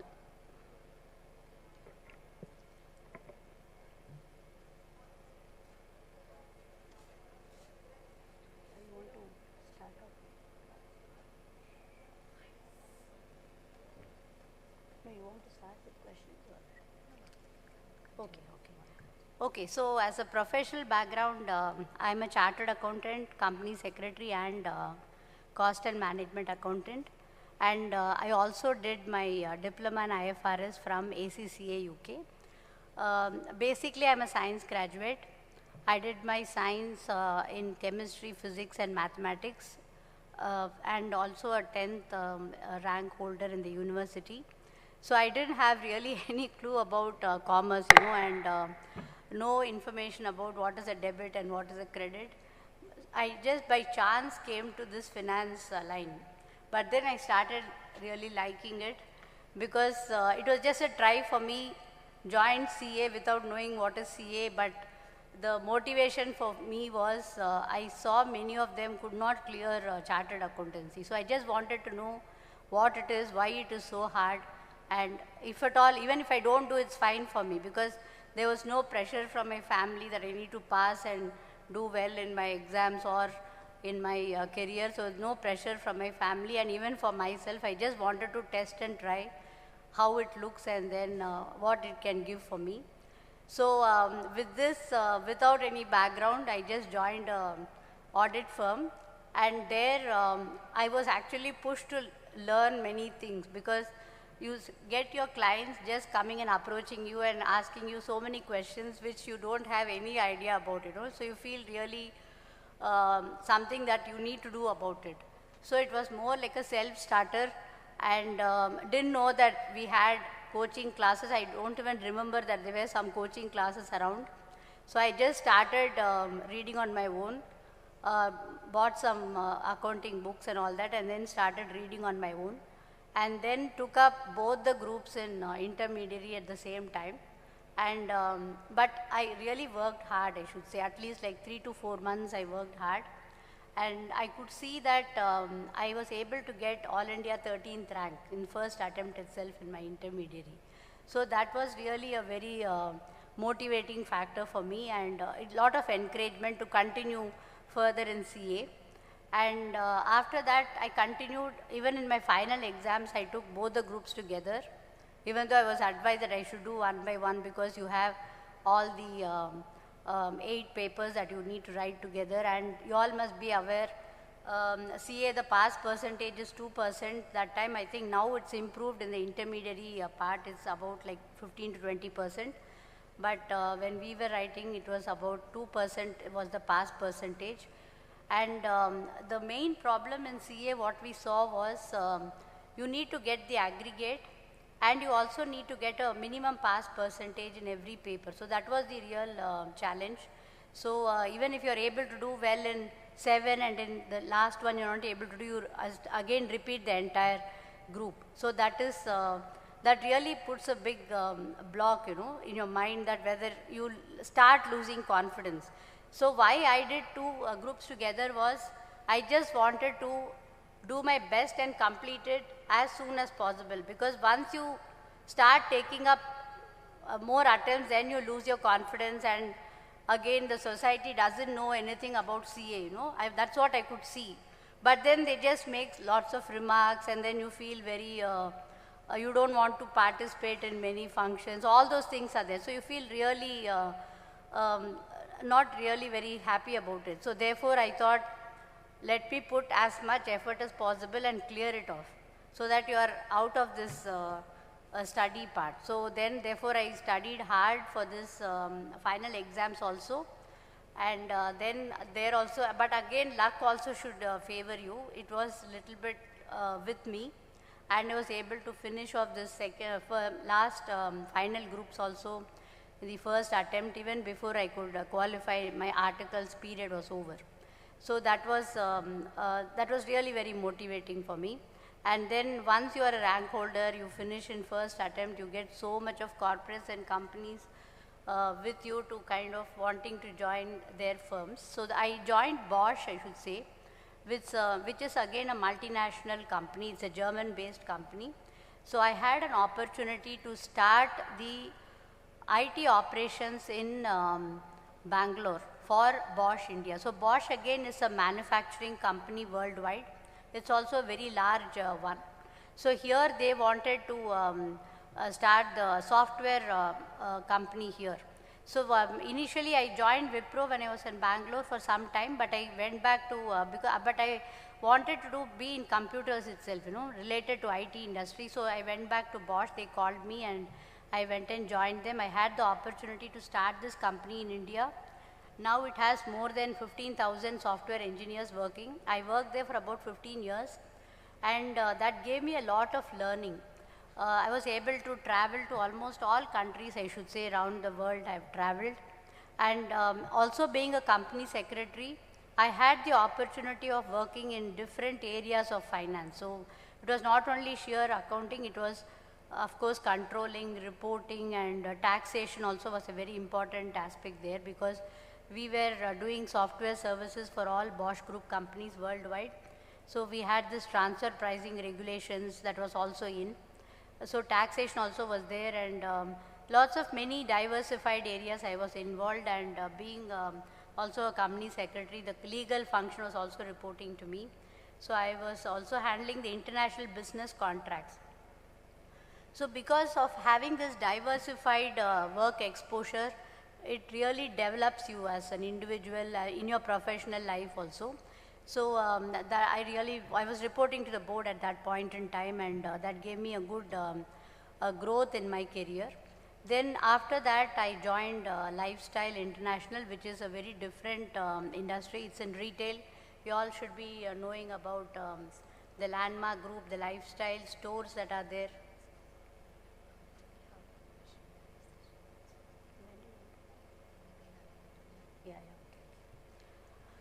So that was again in the retail sector. Then I joined Tata Motors, which is in the automotive. We all know it's in Mumbai. And there again, it was a very large portfolio, because Jaguar is also a subsidiary of Tata Motors. So their turnover itself is about 3 lakh crore a year. So that is the kind of magnitude of the volume that was there. So different industries I worked, because it gave you a lot of exposure, and understanding the business complexities. So this is what is me, and now I am with 3M India, managing the finance and the and also part of the board of directors.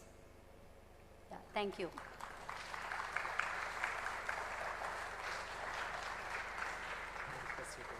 Yes.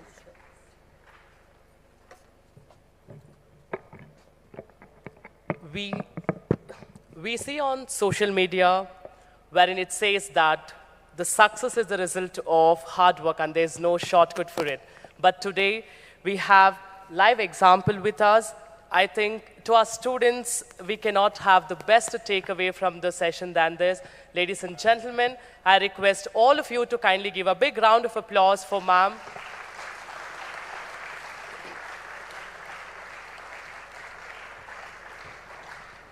Thank you, ma'am, for sharing your experience with all of us, and perhaps we all are waiting to listen to you more.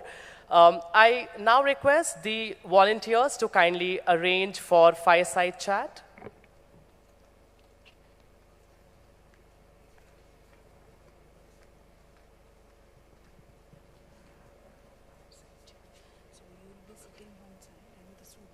Yeah. Okay. Yeah, yeah, sure.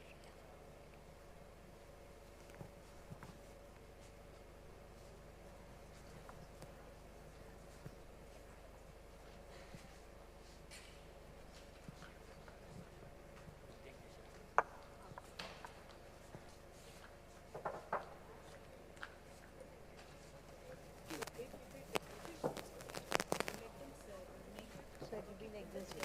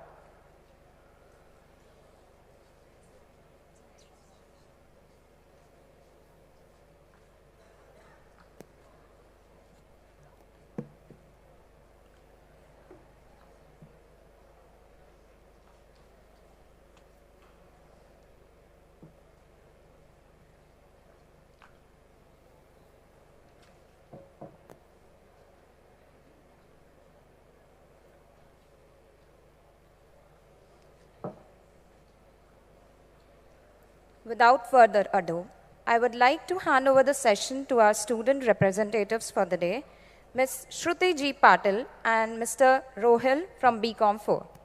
Over to you.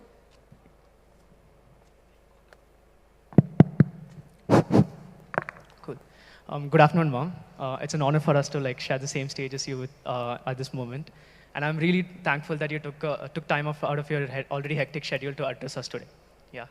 So with that being said, my name is Rohil. Shruti here. Yeah. And we'll be the ones who will be facilitating this entire session today. So let's have a very amazing and fruitful conversations. And I really do hope that you don't get bored of us today. Yeah. Cool. So yeah, with that being said, let's start with where all amazing stories starts, right? Which is the inspiration of it all. So the first question that I have for you is that, what initially inspired you to pursue this finance career? Has finance always been in your mind? Or was there any other mentor or influencer who led you down this path? See, what I would say is inspiration is more like, as I said, what is the real issue in this program itself, in this chartered accountancy program. So that itself, it was like a negative thing, but then it became like an inspiration. And I had a good family support, I should say. My parents and my grandparents were really very encouraging, motivating. And the other part, what I also liked was there was no pressure for me to perform. I think that's a very important thing. They have to encourage you to do well, but they should not be putting pressure on people, because every person has their own likes, has their own passion. You should just leave it to them and they will do well in that field, because every field now is really very encouraging and every field has a good opportunity. Whichever area you are in, you just have to be excellent in that. So if that is the case and no pressure from parents, of course they need to be monitoring, they need to be saying which is better, guiding you, but then not pressurize you to do things. But and it worked for me and it worked for my children also. I never used to pressurize them, I just used to guide them and they are doing well now. So that is what I would think. But as students, as a student, even when I was a student, you also need to take your responsibility, because you need to understand life is not the same, as what ma'am was saying. It's not that if your parents are rich, that you just want to, you're happy about it and you think that there is a support system behind. You always need to be able to stand alone. Like if you have to just think that I want to start from scratch, so that you start learning life as it comes. If you're very rich and the parents are just giving you money, if you're not able to know the lifestyle of what you need to do, how you have to manage, then even that property may not last long for you. So therefore it is always important that you learn your life, you take accountability and you take responsibility of your decisions. And don't get pressurized. Just do what you want, but do well in that. I think that should be the way it should go. Yeah, that makes a lot of sense actually. And I do feel like that's a path that all of us should follow in general. So yeah, moving on to Shruti. So I can definitely relate to what you said, ma'am, like encouraging parents. That's something even I have. My parents are really encouraging and, there's no force from their side. Like really helping me like explore. That's something I really love and that's really encouraging me to do what I'm doing right now. So now that we know what inspired you and how you took the whole process through this, my next question would be, how do you believe are the most important qualities for a CFO and how does one embody these qualities? Yeah, see, to be a successful CFO, okay, this is the question that you're asking. First of all, you must have a good you must have a good understanding and build a strong financial concepts understanding, because that is very important. Know the accounting standards, how does it work, what are the accounting rules that are there in every country. Now you are in India, you need to know the Indian rules. If you're going to work for a US firm, then you also need to know the US GAAP. So the accounting rules, accounting concepts, the financial concepts, you should have a strong understanding of that. And then learning and development also should be part and parcel of life, because it doesn't mean that once you're qualified, whatever stream you are in, either a CA or a CS or a ACCA or a CPA, it doesn't stop there. It just helps you to build, but then it doesn't stop there, because every day you see changes that is happening. And if you think that I'm qualified, so that's it, and then I can just be happy with it, it will not be the case, because everything is changing. So you need to be learning, you need to keep developing. So that is very important aspect of it.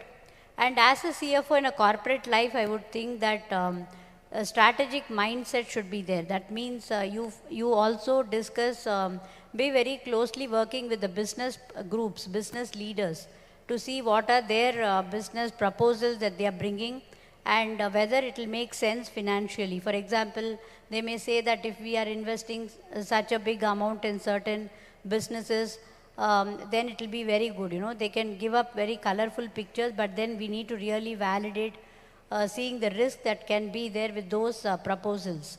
So therefore, business understanding is very important for us to be part and parcel of all these decisions. So once you come to that level, you have to be party to many of the decisions that the company wants to take, and it has a very long-term effect on the company itself. If you take wrong decisions, it can have a negative growth and all that. So therefore, we need to keep validating what others are saying. Therefore, have business understanding.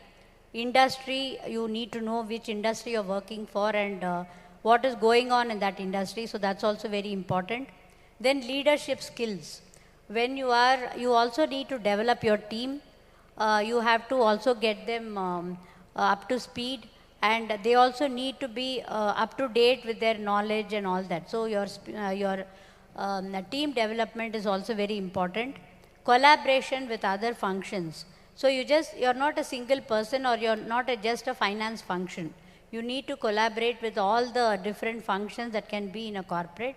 So that is also very important. And then the other part is result orientation. That means finally you're result focused. Every year what the corporates do is they do a financial planning. They say what should be your sales target for the next year.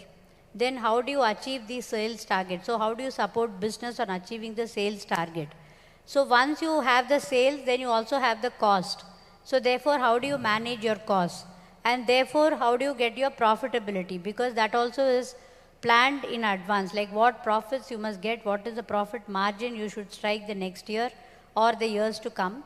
So we as finance personnel, we need to have eye on whether we are meeting the sales, whether we are meeting the profit that we have agreed as a planned one. And wherever there are issues, we need to discuss with different functions to see how we mitigate those risks.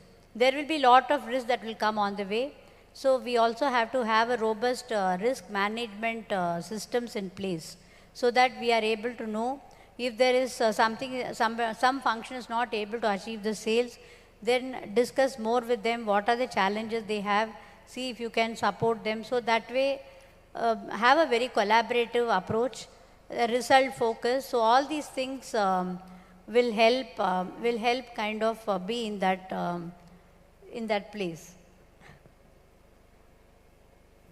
Yes, so all the qualities that you said is like really something that we all need to know, and something I think we need to inculcate as the whole process goes on. So when you're going your career path, what you all should do is not only stick on only to accounting and finance. You also need to try to have diversified exposure, like work for 2 years, 3 years in tax, work for 2 years, 3 years in business finance, in financial planning. In finance itself, it's very broad based, so you can work in diversified areas, few years, 2 to 3 years in each area, so that you have a clear understanding of how a corporate works. So that will actually give you a rapid growth to the final destination. Amazing, cool. So now that we know what the qualities that are necessary, for us to go on to this path, what are some of the biggest challenges that a finance leader can face today? And how do you approach these challenges in your work? See, there are lots of challenges. First one is I should say, regulatory landscape itself keeps changing. As I said, what we studied and what is now is extremely very, very different. And it is different year-on-year basis, or even month-on-month basis. So you need to know all the regulatory changes that are happening. In the finance area itself, the tax is different, GST has come, before we had VAT. So all the regulatory challenges to understand each of them, because in the limited time that you have, you need to know, at least not in depth, but overall how it has an impact on the overall performance of the company. And if you are kind of not very compliant, then you can get a lot of notices from different departments. You pay penalty, you pay interest, and people lose trust in the company, in the finance function itself. So therefore, building a trust is very important to be a finance leader, and you have to deliver consistently. That's also very important. So therefore, what we do is, that is one, regulatory changes are there, so you have to be having knowledge about the changes that's happening. Then now in the present age, the digital transformation is there, technology disruption is there. So we can't be doing the same way like what manual things we were doing. So it also depends upon the size of the organization. So you need to also know the latest technology that is there, understand the ERP system, because you'll be working either in SAP, you may work in Oracle. So start understanding how those systems will help you deliver your activities. Okay, so that is one of the important thing. Then talent management is also another challenge, because what happens is, if the company is not really automating things, and you have more manual driven process, so the employees who are working in finance or accounting, they get really frustrated, because they have to spend long hours, and then again the results are not really accurate. there can be a lot of mistakes. So people start pointing out mistakes, so you get frustrated and people start leaving. So therefore, technology is very important. You just use as much automations as possible so that the employee's life also becomes much easier, and you're also able to generate good data and accurate results. So that's also a big challenge to retain employees. Talent management is also one of the important things. Then also maintaining the financial risk, like you have credit risk, you have liquidity risk. Liquidity risk is again, if all the cash you have, you invest in inventories, you invest in your debtors, you're not able to realize them. So you don't have sufficient cash to pay your monthly requirements like your salary, rent and other things. So that also becomes a challenge. So you need to have a balance between how much you have to invest, how much cash you can have for working capital. So they are all important risks that is there, and we need to balance about all these things. Okay. If you could you point out one of these challenges that you faced in your company and how you overcame that entire ordeal?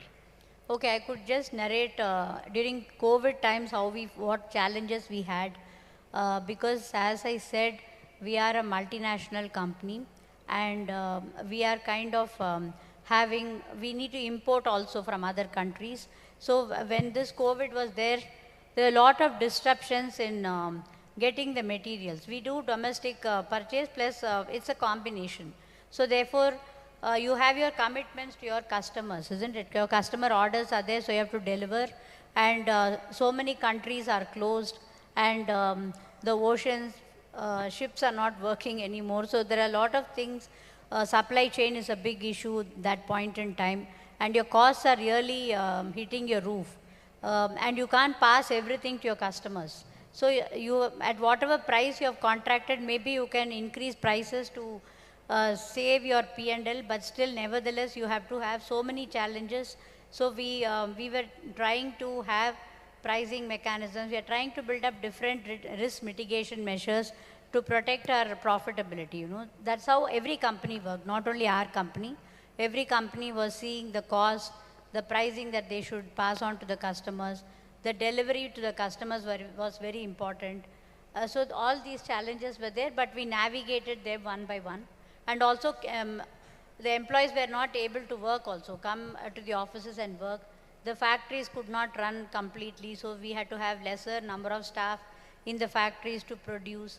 So all the companies faced similar challenges, but we came up with different measures to address each of them, and then we were successful also. So a real-time example is something we all needed to like relate to, and we can work on something. So my next question would be like, you talked about how individuals have difficulties and the risks they have when they're going through this whole field. So if you see from an organization point of view, and you talked about regulatory framework and then digital transformation. So if you get to see risks from organization side, like if you see cyber threats, so how is that like a huge risk from like digital transformation? Digital transformation, okay. See, as I said, digital transformation is very important, because we need to be very fast, and you all know that India is growing, and it will really have a good growth. So the belief is we are doing really very well. The government is having lots of initiatives to push manufacturing, and we are seeing many investments from foreign countries coming to India. And every state is actually now wanting to have these investments in their own state to generate more employment opportunities and also to have more revenue for the state itself. If you have more employees working, again they are going to pay taxes, and there are also again revenues to the government if there are a lot of companies inside the state.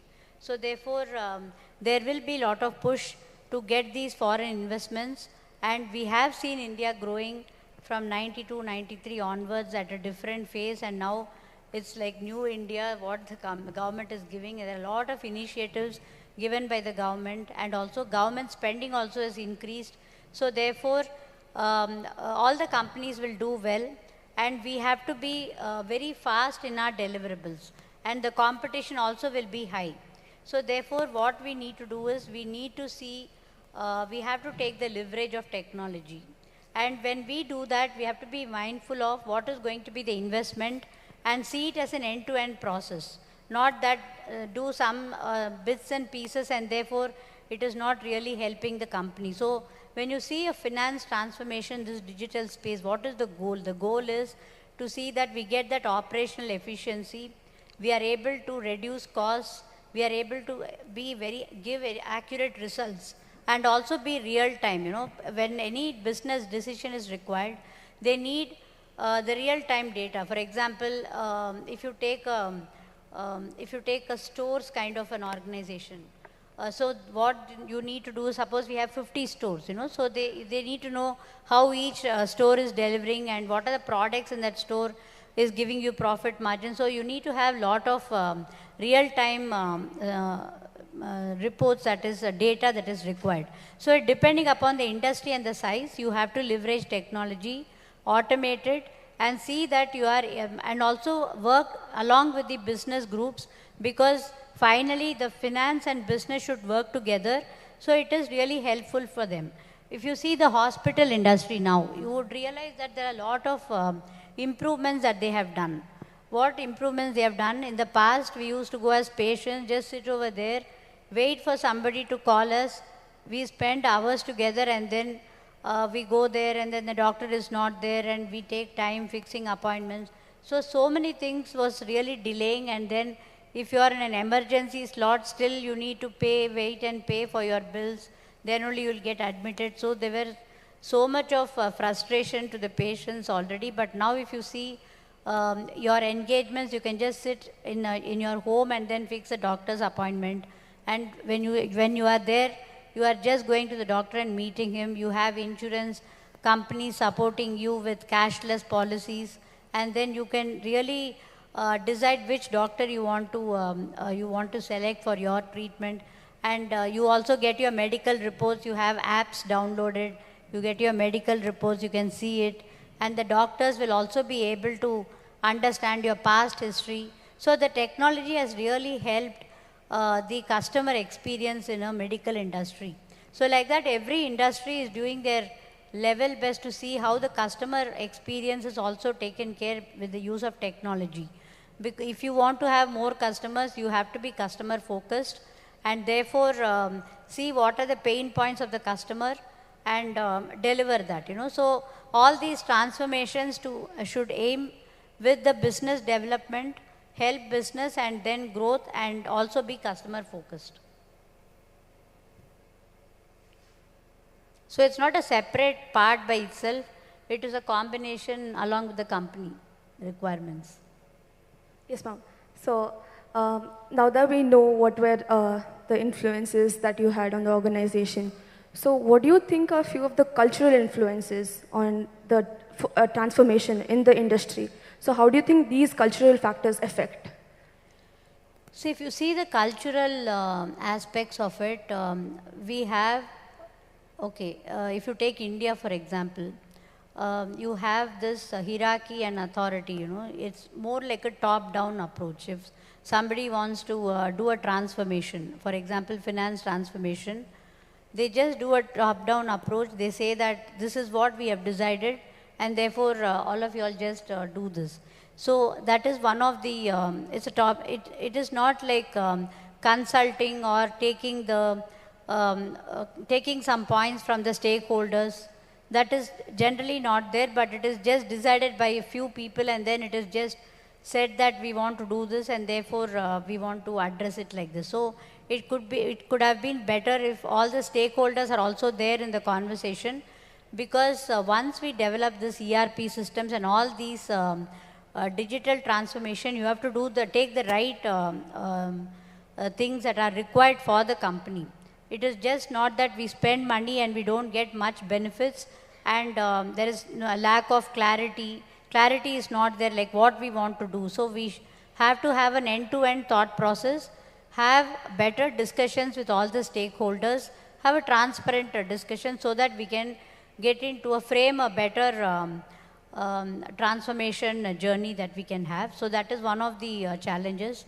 The other one I would think of is, again, we are a mix of people. India itself is a very diversified culture, and different states are in different ways, in different stages of development and different languages are there. So to make all the people together and then to run a transformation is also a difficulty. That's also a cultural, this one I should say. So what I would think is in terms of culture, it should be more transparent and openness should be there while developing any transformation.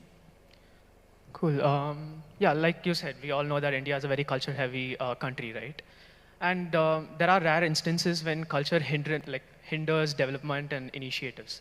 So throughout your career, was there ever a time when you wanted to do an initiative and culture was a hindrance? And if it was, what did you do to, come around it? No, I didn't get what you said. So my question is, was there ever a time in your career that culture was a hindrance in any initiatives that you wanted to do? And if it was, how did you work around it? Okay, so initially, see, if you see before the culture, if you see, it was more, the women were not given so much of importance, in any organization in the past, mainly because they were just entering corporates and general thinking was they're not really very focused. They may not be focused because they also have their family commitments and therefore we should not be giving them very big responsibilities. General start, not only in India, I should say, even in other countries I've seen. So they started getting jobs, but they were given jobs which are more lighter enough and then not lot of dependencies on them because they may come or they may just quit the job. So all these things were in the developing stage, So that's also because of culture. And then slowly the culture changed and now we are talking about women empowerment and then we say that so the organization also was not understanding the women requirements, what it needs to do, what challenges the women faces in the society because she has to definitely take care of the family commitments, plus she also wants to have her career. And if you see many of the women, maybe after marriage, they may even drop off saying that, no, I kind of want to take a break, and then never used to come back after the break.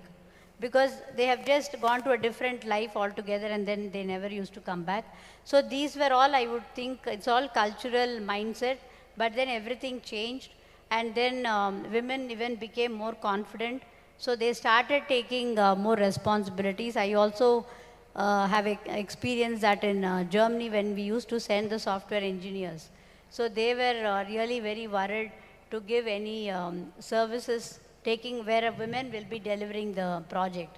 So they will say, no, maybe they let her be in the support role and then someone, men can kind of lead the project. So that was the mindset. And it was not only here, even in Germany, in other countries, I've seen that because of the dual responsibility structure that they had.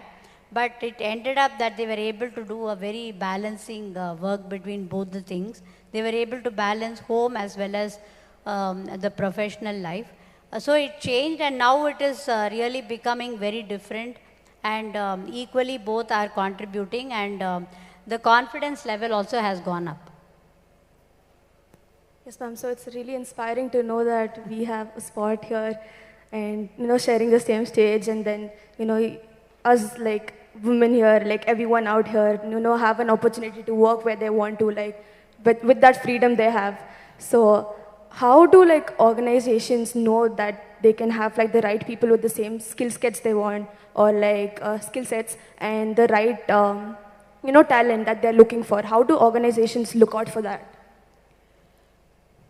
See, now what I actually saw was, okay, the university, the education systems we have, even in India, we are not really very practical oriented, We are not really developing, at least now there is different mindset, different way universities are working towards. But at least in the past, even I think a decade back, it was more, you need to know all these subjects and then you're just not using it, isn't it? It's not like more what is required for the industry. That if you learn that more, it is faster to get jobs and the competition also is very less. So the organization is looking for skill sets which are not available from the university students. So there should be a practical training and coaching for these students. So what the universities can do is to understand the organization needs and also to give some practical exposure to the students that they'll be able to be more skilled and then able to get a job immediately once they qualify. And for the students, what you all need to do is, again, opportunities in finance is very wide. So you have to see your interest. It can be in finance, accounting, for example, corporate accounting, or it can be taxation. Taxation, again, you have international tax, you have domestic corporate tax, you have indirect tax, that is one part. Or you can be in business finance, where you work along with business teams and then you help them in the business aspect, finance aspect of it. That is one area that you can concentrate. The other one is on the financial planning. So what I said was, we do a business plan for the future, how the company should do, what it should achieve. So you can work with the business groups to work on the financial planning part. The other important aspect is also on the investments, You can also be financial advisors, which is also very much lagging now. We don't see much people in the investment side. So that's also a very important area where people need to invest in the right place and then get right amount of compensation for whatever they have invested. So that financial investment advisory is also very important and a thriving industry. So that is also one aspect to it. So there are various areas where you can learn. And it's also okay if you're concentrating on one single area and then you want to specialize in that, that's also fine because you become an expert there. Or you want to have a diversified approach, learn most of the things so that you're able to become like a general person. You go into the corporate area and then you become like a finance controller, finance leader, or CFO, that kind of it. So that's how I think you have to manage it out. Yeah, amazing. Cool. So now I want to move on to this modern topic, I would say, that's very synonymous with the youth of today. And the question is that, how do you think that the blockchain technology and AI aided in the financial transformation in India? So AI, I would think, is really helping us because it helps in data analytics, advanced data analytics, which was done more manually earlier, and therefore we were not up to speed. Finance should be delivering accurate results, faster results, and you're closing your books faster, giving the numbers to the business faster, because every decision of the business depends upon the data that you provide. So all this artificial intelligence and all these concepts are really helping the finance stream to deliver better. So now what I should say is, we are no longer just bookkeeping function, or we are no longer just sitting with the auditors and finalizing the reports, but we are part of the business itself. We are able to deliver the data that they need for enabling them to do a pricing, or for enabling them to know the cost, where they need to reduce, where they need to invest, and what is the cash available for different opportunities. So all these things are really becoming very easier because of all these technologies, AI. Yes, ma'am. So we know how AI is helping us go through this transformation. So I want to ask, how can this financial transformation be more customer-centric? How it can benefit, keeping in mind about the customer. So how can organizations keep customer-centric transformations done? See, as I said, now if you're an organization, you are not just an organization. It is an end-to-end process. Your business starts with the vendors because you buy from them. Then you are receiving from them and you are selling it. Basically, this is what we do in any organization. You just buy. Maybe you do some manufacturing and you sell, or you just sell as is condition. If you are doing goods business, or if you're doing services, again, you may take the help of your other expertise outside. You may have some own expertise inside the company, and then you may bill your customers for your services. So now, if you have to be customer centric, first of all, you need to understand your customer better. As I said, the healthcare industry is a very advanced customer centric practices that they have done now.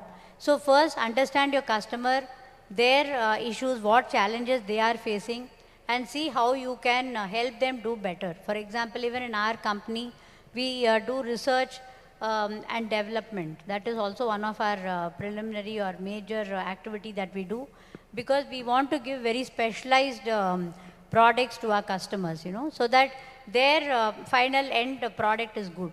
Like we work with OEMs like Tata Motors and other automotive companies. We work with different large companies like that, and then we understand their requirements, and whatever is useful to them, which will add value to their product, we work with them, we develop those products and we deliver.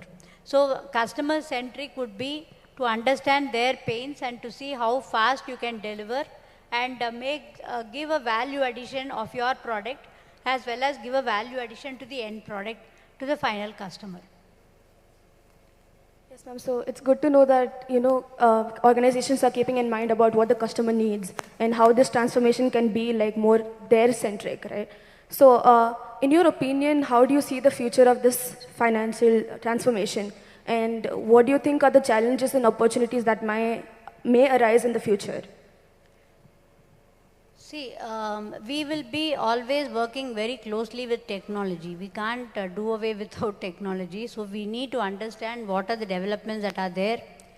Be very close friends of the IT people itself, because our lives will be better. We will be able to give faster, accurate data to our business for them to take proper decisions at the right time. And also we can help them in the right investments that we need to make. For example, if we have 1 crore of cash to invest, so we need to see, there may be many opportunities to use the cash, isn't it? So we can see which opportunity will be more faster, it will have a lesser payback period, and which will be more profitable opportunity. So all those things will help us. So leveraging technology, taking more help on AI, advanced technologies and advanced information, artificial intelligence will really help us in our journey in finance. So that will be the way forward also.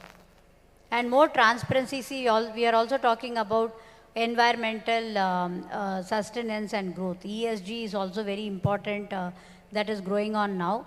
And that means how do you sustain even when you have various challenges that can hit you. So we are working on what are the different risks that the company can face and how you are mitigating the risks. You also have newer issues like cyber risk that you have. The data privacy laws are there. Cyber security is again a very big threat, because they can just pause your operations and all the data can be just disrupted, and you may have to pay heavy fine and penalty to all those people who are hacking your data. So all those newer things are happening.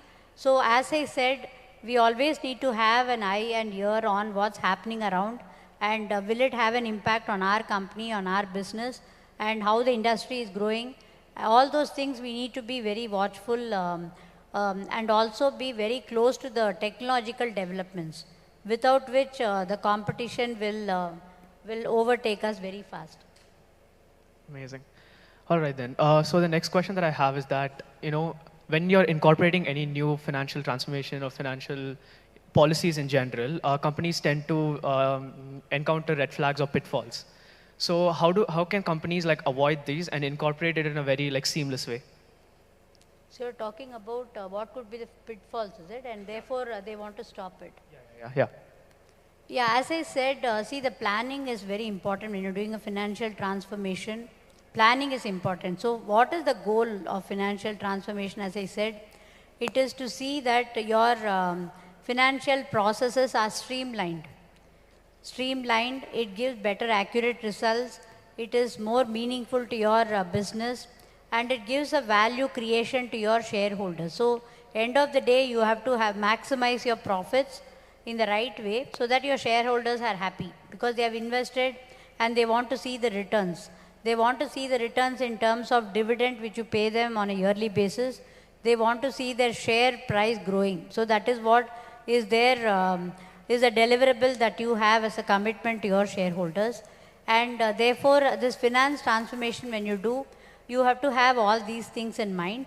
And the pitfalls that I can see during a finance transformation, as I said, it should just not be a top-down approach where you don't have the buying of all the stakeholders.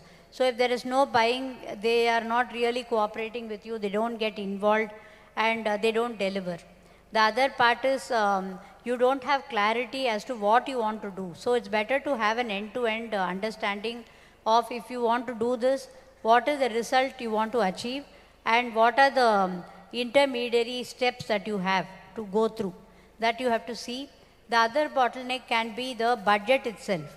So you would have planned for some budget, but it will just be very high. It's just going beyond your expectation, and then you are not able to continue with your transformation journey. The other one will also be the resources that you have. If you don't have skillful resource who do not know the technology, who are not really very conversant, then again they can make a lot of mistakes, and you can really fail in your transformation. The balance, certain other things also are there, like resources, budgetary constraints, and then you don't monitor it. So you have to also see, is the financial transformation journey going as per your plan. So you have to measure the performance, see if it is going as per plan. If it is not happening, you have to do a course correction. Otherwise, just leave it like that, and then it doesn't have any relevance anymore. And you also do the right investment, because you know the technology is also changing. It becomes very obsolete very fast. So you have to see what are the short-term benefits of doing this transformation. Transformation will not only include process change. Transformation means you can use the artificial intelligence, you can use proper ERP. For example, you want to upgrade your systems, ERP systems you want to upgrade, and you want to automate your systems, you want to redesign your workflow automations. So all these things constitute a financial process. So they should be in line with business requirements. So there should be an end-to-end planning, there should be right resource, the budget should not be a problem, it should be able to, you should know what would be the total cost, and is it manageable for you to have that cost on hand, and then because in between you can't stop. If you stop, it is whatever you have invested also has gone waste. So all these things you have to carefully see to have a integrated financial system. Yeah, ma'am, that was really insightful to know what all could go wrong when you're incorporating all the newest of practices, right? So, all right then, we are in the end game right now. I just have two more questions for you. And the first one being, it's a pretty personal question, but I want to know what are some of the personal goals and aspirations that you have, for the future? Okay, personal aspirations for future. Okay, see, I am already a director in one of the boards of another company. So that is actually very interesting for me. So I would love to be a board member in many companies, because you really understand how the business people run their business, especially when you're working very closely with entrepreneurs. So their mindset is very different. You have all these rules, you have these regulations to comply, but end of the day, what is the profit that you make?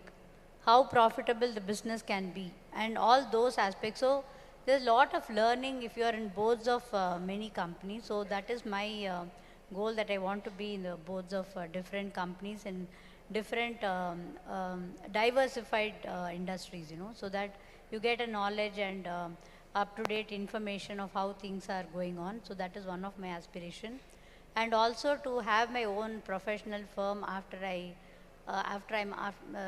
the corporate life is done. So develop a very good professional firm consisting of chartered accountants and company secretaries, and doing a lot of work for the corporates itself using our knowledge. And the third part is I'm also very much interested in this social kind of non-profit organizations, where where we invest funds for the social justice. Social justice also would include wildlife, because I was also experienced one of the opportunities. I had to go and visit the Badra tiger, this one, forest area, where how they take care of the wild animals, what is the requirements, and how do we sustain the animals part of it, because everything, nature is also very important. So those areas also I wanted to concentrate on the social front. And also maybe get connected with the educational institutions as well as the corporates to see how the students will be trained better to get absorbed faster in the corporate scenario.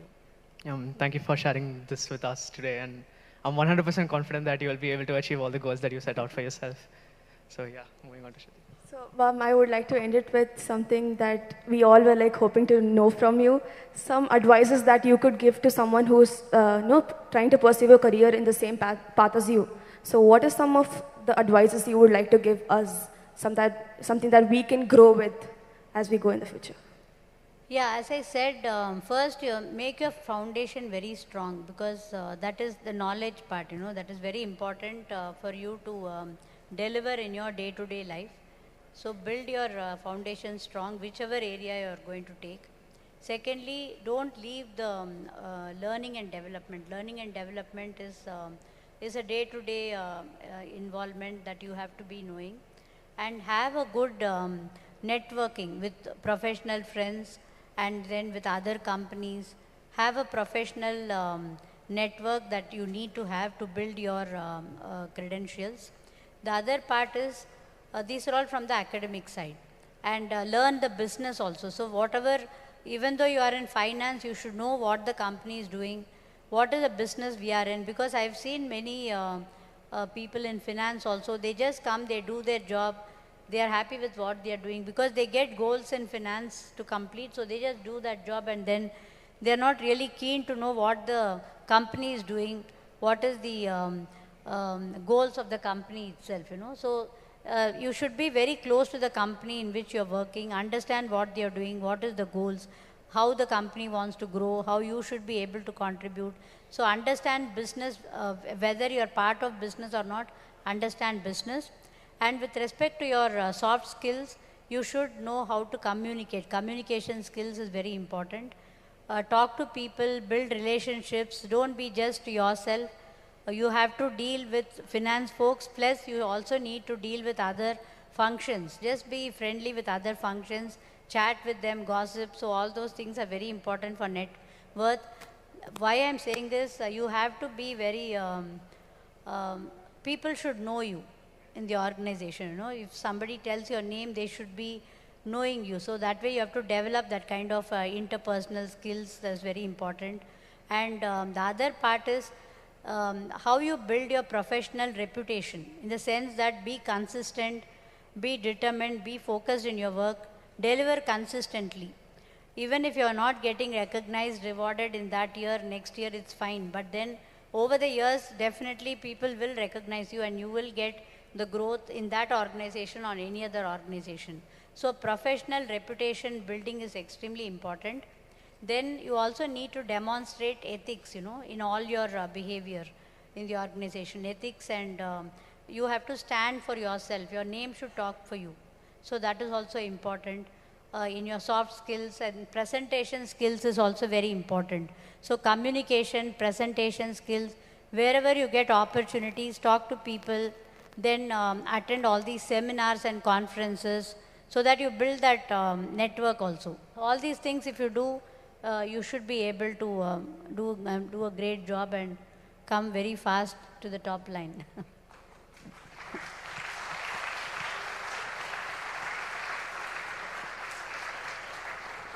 Thank you so much for all the advice that you've given us. With that, we end this session that we had with you, and we are like really honored and felt like the pleasure we have, like sharing the same stage as you, and having this time to like talk to you is like something we will like remember. Yeah, it was very interesting for me to talk to you all. So see, finance is not only restricted to India.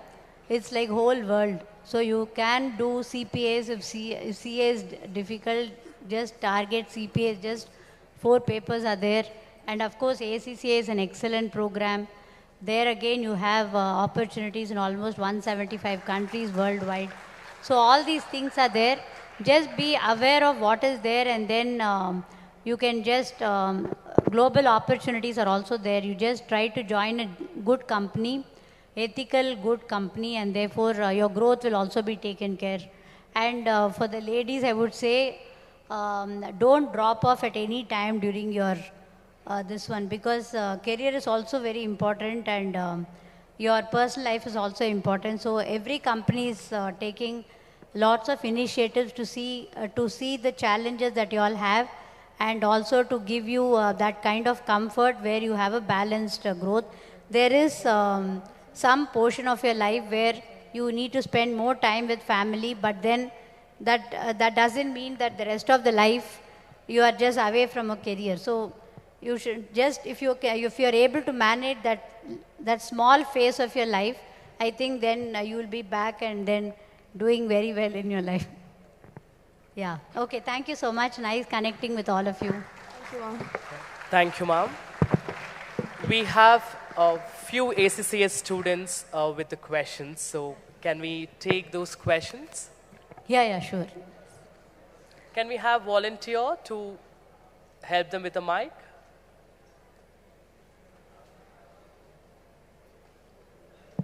Good afternoon, ma'am. My name is Yatharth, and we are pursuing ACCA in the RR campus. So our question to you is, doing ACCA, is it an extra feather on the cap for becoming a CFO? So is there any extra added thing? Yeah, see, ACCA definitely is a professional course, and it is from UK itself. And if you see the syllabus and the way it is structured, they really do a updation of the syllabus very frequently. But if you see CA, generally, now they are really coming up to speed, but earlier times, they were more traditional way of doing, and then they were not really very close to the requirements of the industry. But now even CA is kind of attempting to all those things, but the ACCA, what I have seen is, they change the syllabus very fast to the corporate requirements. And ACCA is a professional degree, and it is recognized in 175 countries globally. So you can work in any of those countries. And also you have opportunities for ACCA in all these global companies, because all of them would need IFRS related things. Not only IFRS, it has performance management, it has corporate governance, corporate reporting, auditing. So it has almost all areas which is covered by CA also. And it's a feather in the cap, I should say. And you get good opportunities in India as well as outside India. If you join these big 4 audit firms, they are kind of taking all these ACCA students, So there again you get a lot of exposure and learning opportunities there. Thank you so much, ma'am. It was insightful. Good afternoon, ma'am. I'm Shreyas, and I'm pursuing BCom Honors with ACCA, and I'm from Mara campus. My question to you, ma'am, is given that your position as a CFO and your personal challenges and the professional challenges, what is the suggestions you would give for us students in having this work-life balance? Your insights on this, ma'am. See, I would say as students, and then for at least 10 years, you should not be thinking about work-life balance. You should only be thinking about work. Why? Because in your initial stage is the learning stage for you, isn't it? And you don't have really lots of things to do at home. Anyway, your parents are going to take care of all that. And of course, you have your friend circle, and that could be some time that you can spend. But you just be more focused on your work, because this is the time that you have to learn. You have to learn, and the learning pace is faster. There is no lots of distractions also. So, and responsibilities are much lesser at this time. So, the first few years, I think you need to be more focused on your work, and don't see the timing and be saying that I want to work for 8 hours, 9 hours and all that, because as I said, more you learn, more you have knowledge, more you can deliver, your growth will be much faster. And if you're able to achieve this in your first phase of life, it will help you in the balanced life. You can go to very high levels at a very young age. So first part, don't think about work-life balance, but then later you have to step down. Because already you have acquired enough, you know how to run a team. Because initially what happens, you are an individual. You have to contribute as an individual, you have to learn as an individual. You have so many things to learn because everything is new for you. And it will be interesting also.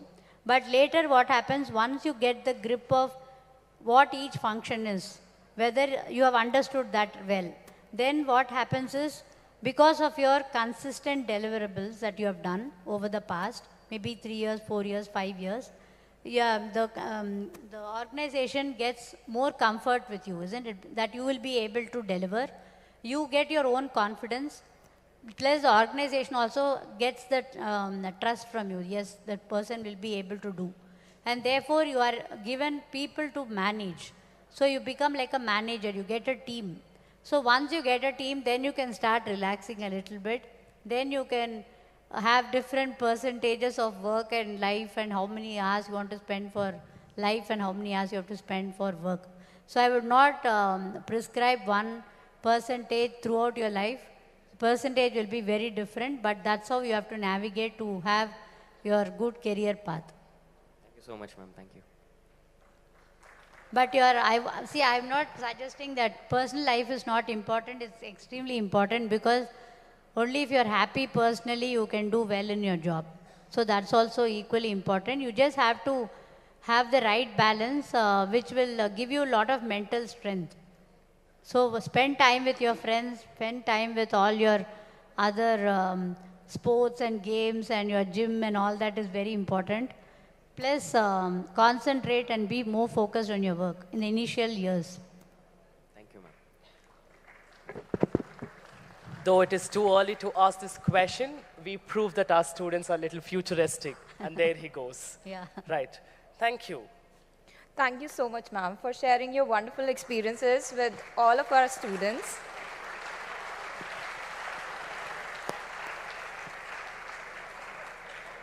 Certainly, our student must have grabbed few ideas as to how to plan their life and future both.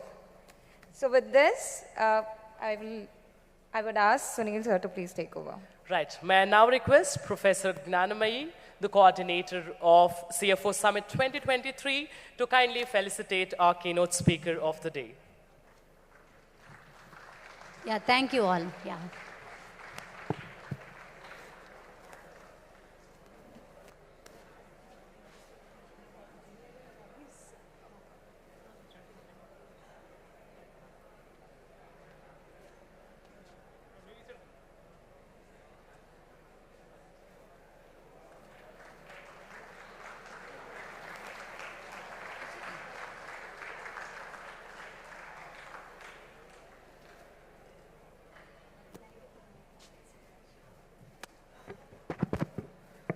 Students, please make note that we are breaking for lunch now, and all of us will be back for the next half of the session, that is panel discussion, happening here in the auditorium at 1:15.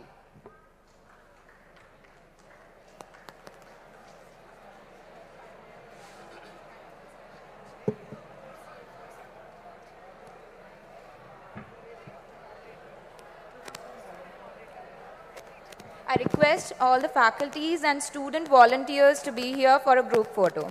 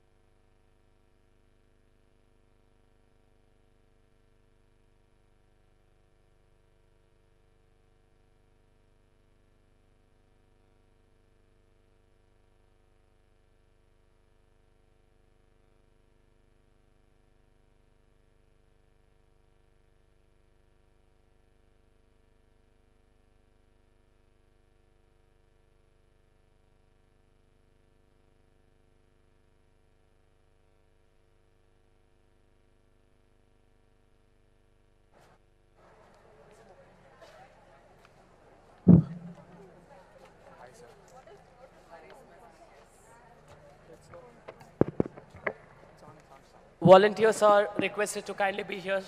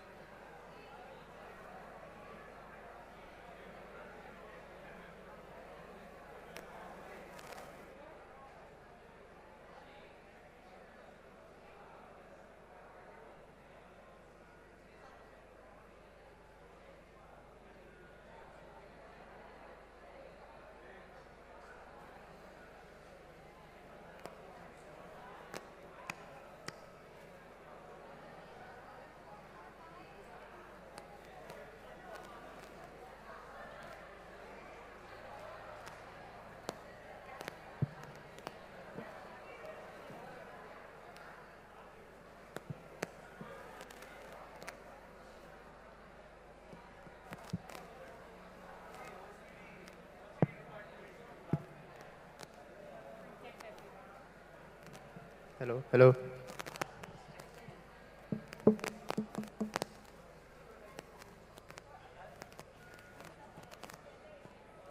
Hello. Check, check, 1, 2.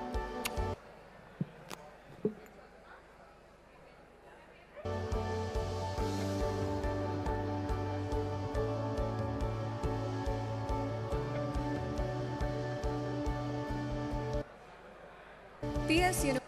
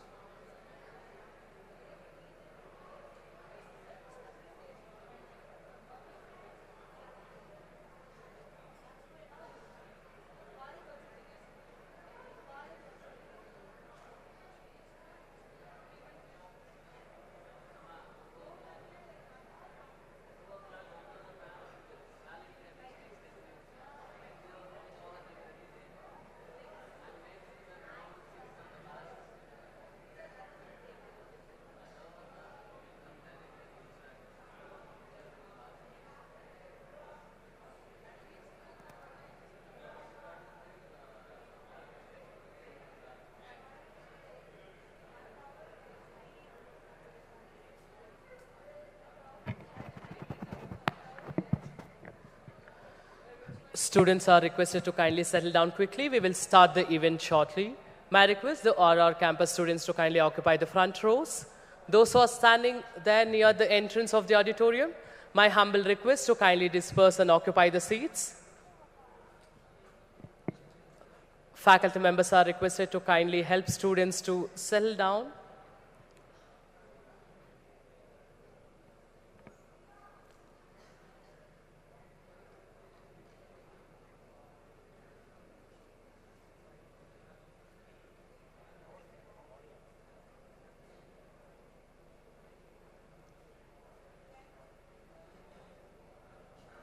Students from RR campus are requested to kindly settle down quickly. Please move to the front rows.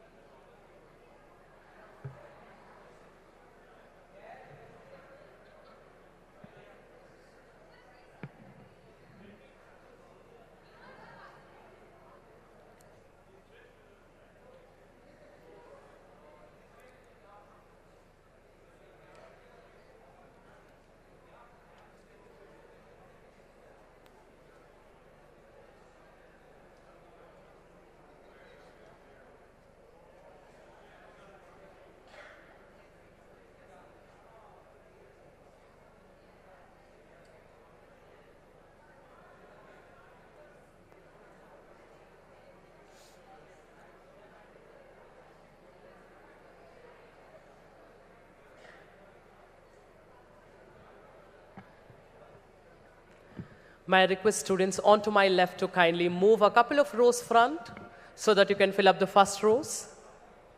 My humble request for students to kindly move a couple of row front. Volunteers, kindly make sure that the first rows are filled. Please do occupy the front rows. We are running short of time. My sincere request to all the students to please settle down as soon as possible. Faculties, please help students to get the first rows filled.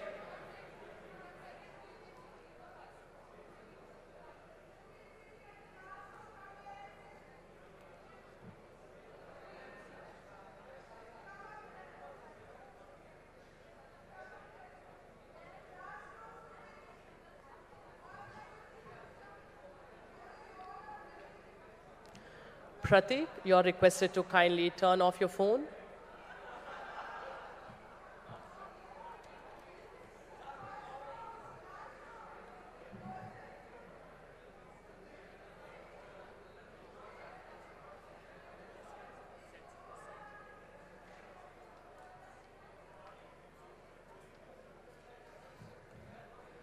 We are starting the session shortly. The guests are on the way. My humble request to all the students to kindly settle down.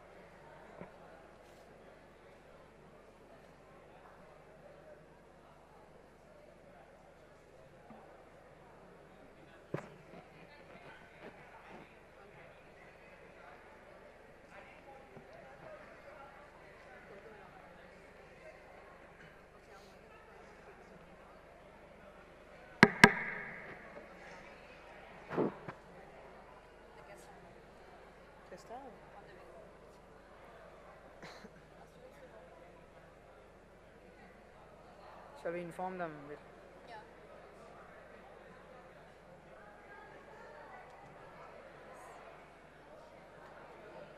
நீ start பண்ணுறியா நான் start பண்ணுமா நீ சொல் எப்படியும் நான் தான் starting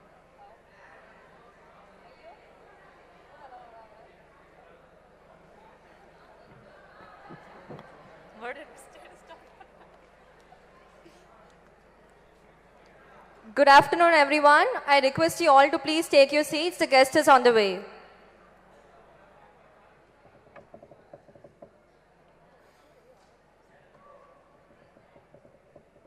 How do you expect that?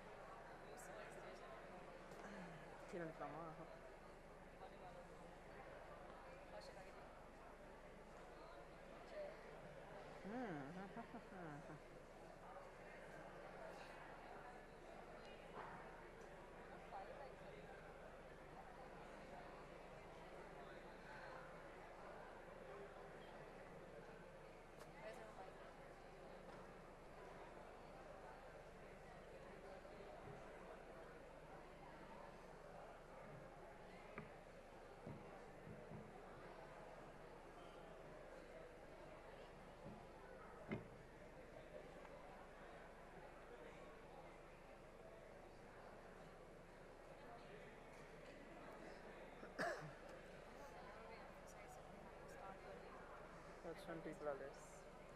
Hey, 2 ma.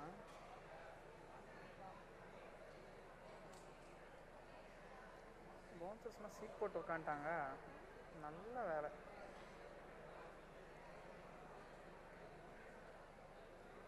வேறு வெயிட் பண்ணிட்டே இருக்கேன்.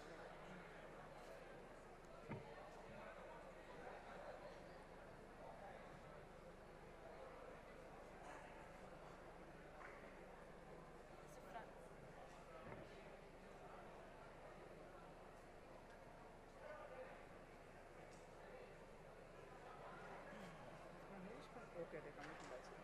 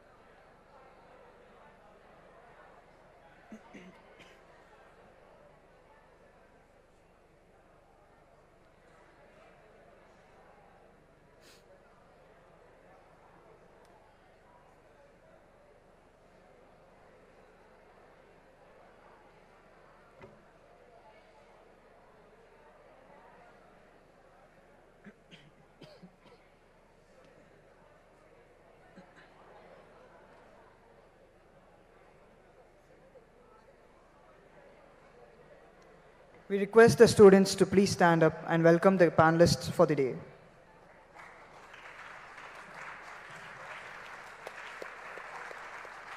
We would like to request the panelists to please take a seat on the dais.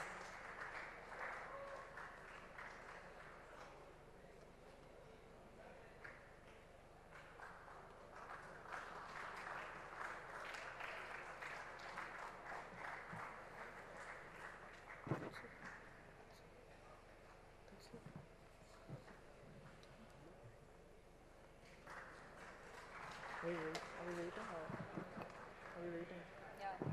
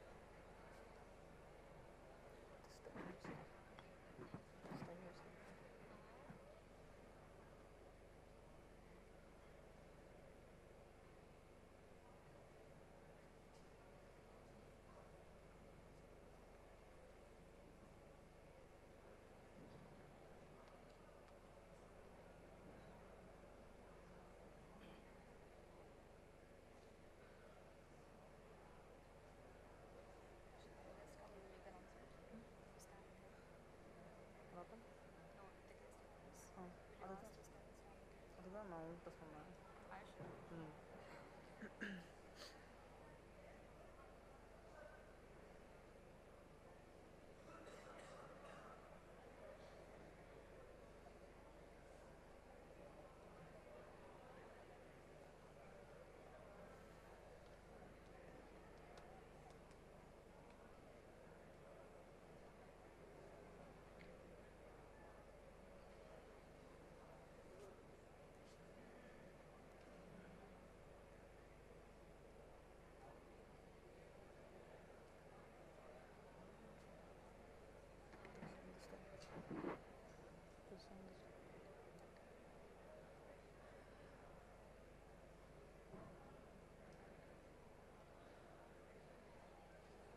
Our final panelist has arrived. We expect you all to please stand and welcome the guest.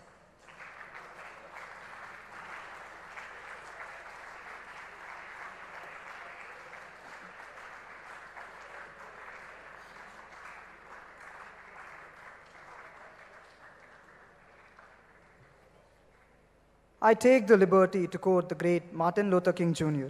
We must use time creatively in the knowledge that the time is always right to do right. Good afternoon to everyone present here. We welcome you all back to the session, and it is a great honor to be the host for this panel discussion. Panel discussions are held with the motive to gain insights from various experts coming from different backgrounds. Today's discussion will enable us in gaining industry insights pertaining to the modernization of finance and its challenges. Modernization of finance is the ongoing evolution and transformation of financial systems that takes place to keep up with the changing business landscape and emerging technologies. It majorly focuses on increasing reliability on digital technologies in terms of automation, AI, and cloud-based platforms. It also helps in managing risk efficiently and integrating various systems across the organization to create a seamless flow of data. As new technologies and various digital tools continue to emerge, finance departments are rapidly adapting to these changes in order to streamline processes, reduce cost, and improve accuracy. Although it is crucial to note that modernization is an ongoing process that requires a commitment to learn, adapt, and to stay ahead of the curve in any complex or competitive business environment. It is a great privilege to introduce you all to our eminent panelists of the day who are here with us to share valuable insights from their years of experience.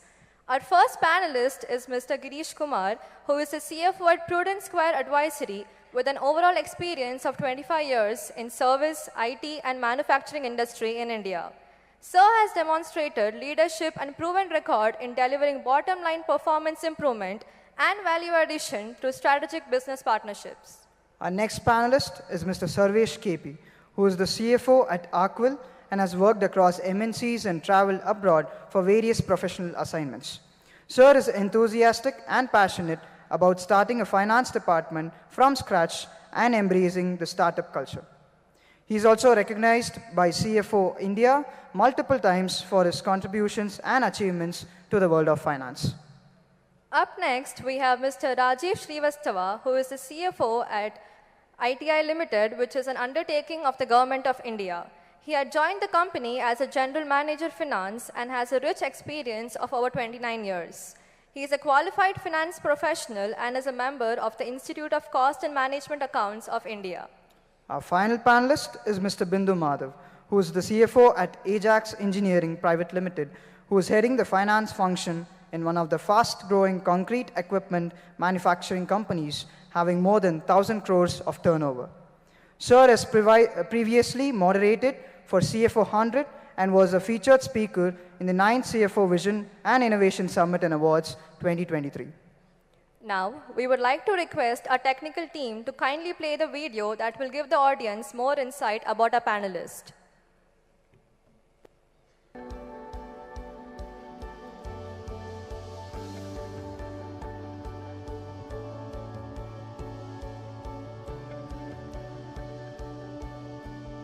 PES University welcomes our first panelist for the day, Girish Kumar.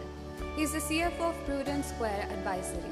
He is a chartered global management accountant with over 15 years of post-qualification experience in India in areas of accounting, management reporting, monitoring procedures, and IFC. He has an overall experience of over 25 years. He believes in accepting and adhering to high moral, ethical, and personal values in decisions, communications, actions, and when dealing with all the stakeholders. He believes in being open to change in response to new information and in different or unexpected circumstances. He believes in clear thinking or problem solving, where he successfully leads the support to projects driven by central team like fixed cut, benchmarking, reporting factory in Nashik. Our second panelist for the day is Mr. Sarvesh KP. He is the CFO of Archwell Company. He's a seasoned finance transformation leader with exposure to finance shared services with over 2 decades of expertise in finance. Also has had business interactions with CEO, investors, board executives in influencing strategic outcomes. He has expertise in the area of controllership, audits, taxation, treasury, business finance in terms of budgeting, planning, forecasting, and MIS reports. He is a strong believer of continuous improvement and automation. His expertise is in setting up, transitioning, and managing efficient finance shared services. Our third panelist is Mr. Rajiv Srivastava. He is the CFO of ITI Limited Company. He is an experienced finance professional, a qualified cost management accountant, company secretary, and a law graduate with a PGDM in financial management. He is an alumni of Sri Ram College of Commerce with over 30 years of varied experience in finance and accounts in a government setup. Currently, he is working as the Director of Finance and Chief Financial Officer with a public sector undertaking Government of India. Our fourth panelist for the day is Mr. Bindu Madhav. He is the CFO of Ajax Engineering Private Limited. He is a chartered accountant with over 22 years of experience in various finance, challenging and strategic areas who leverages his experience to lead a higher finance position in top MNCs. He focuses on financial controlling of business and strategy, treasury and forex hedging and fund management, taxation direct and indirect in terms of policy framing, planning, compliance and transfer pricing. He also heads the merger, acquisition, restructuring and due diligence, private equity, budgeting, financial analysis and finalization, as well as statutory compliance.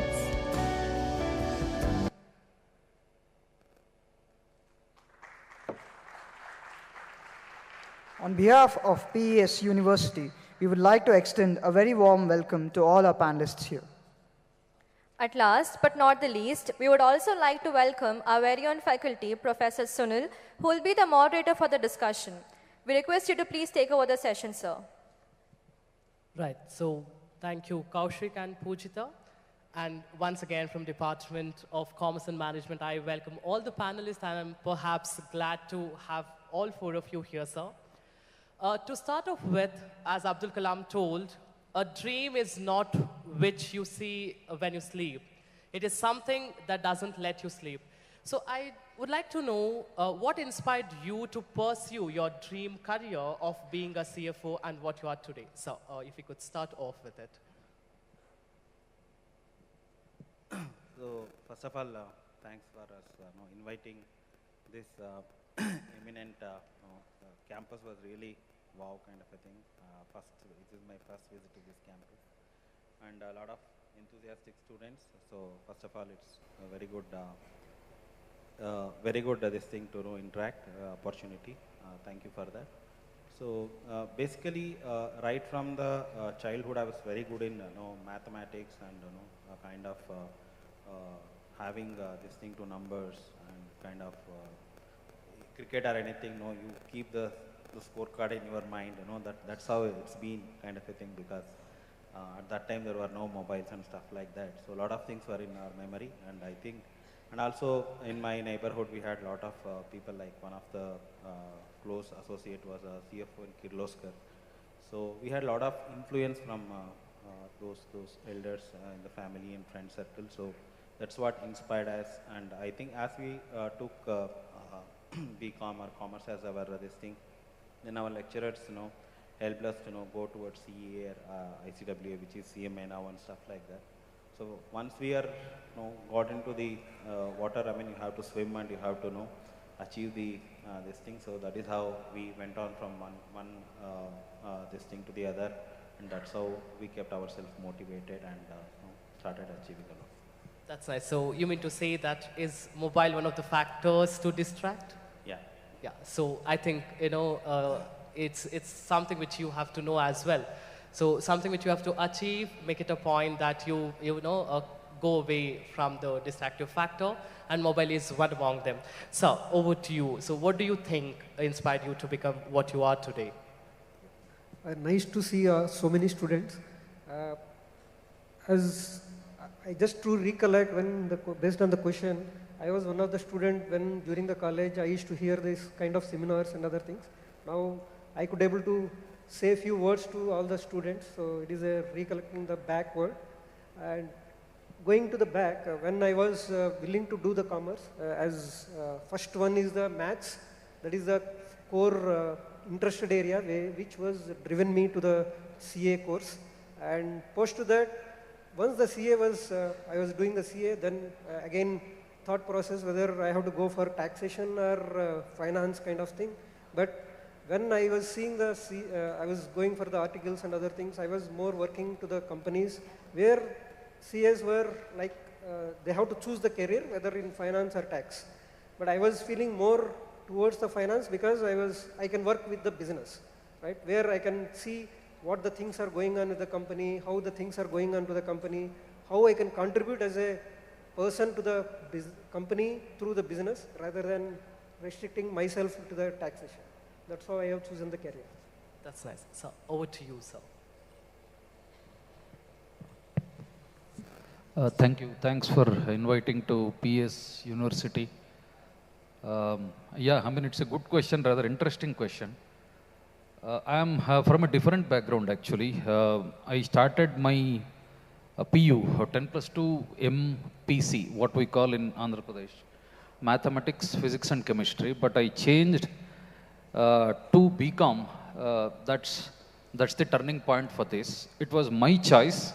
My parents were interested more in engineering, but I didn't choose that path. I went into this path, coming to accountancy, numbers. Of course, I was good in numbers. So that's where I chose that path in BCom, started doing, say, CMA, and went on to become a CGMA through SEMA and also a fellow of Insurance Institute of India. It is a different cycle. The motivation is from several people, actually. One of my uncle, who is a friend of my father, who is a practicing CA in Bangalore, that's one of the motivation. And later, through many lecturers, in fact, I should quote one of the prominent chartered accountants in India, MP Vijay Kumar. He is the motivator for me to pursue SEMA somewhere in 2000. Of course, I started my SEMA in 2010 and completed in 14. Sometimes it is difficult to say exactly whatever you plan will happen, but sometimes there will be some deviations as well in life. So something like that is SEMA, which was not planned initially when I started, but later it came in between, and then also to insurance. So it is good path. Becoming a CFO was one of the dreams, I can say, in life other than personal life. Being a CFO is completely different in terms of, I can say, elite member of society. That's one of the advantages you will have. In addition to that, there is actually a responsibility also, because you will be seen as a most responsible corporate member who is taking care of the company as well as the society. That's the expectation. I think I'm doing my level best. Yeah, this is where. Thank you, sir. Thank you. You're the second person of the day to say that you're from the science background and you're here as a CFO. Perhaps we had this morning Madam from 3M India who told that ma'am is from a science background and it's almost her 30 years of experience of being financial manager. And so with this, we get to know that it doesn't really matter which stream you come from, as long as you know that, you know, what you're determined and what you want to do enough. So, what is your say on this, Rajiv, sir? Good afternoon, ladies and gentlemen. In my case, the decision was very simple. When I was in class 10th, there was a girl called, her name was Geetika.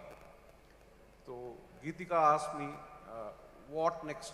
I asked her, what next? She said, commerce. I said, commerce. That's how I come to commerce.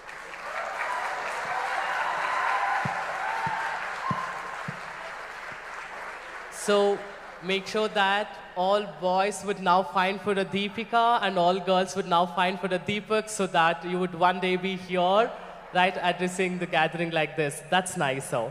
Right, well done. Well, so, moving further, Thank you, thank you. I understand the excitement that you have, right? Well, we'll continue. We are in 2023 and it is a digital age and we have a mixed crowd here, millennials, Gen Z, Gen X also. What is your perception of digitalization in finance functions? So how do you, approach towards this?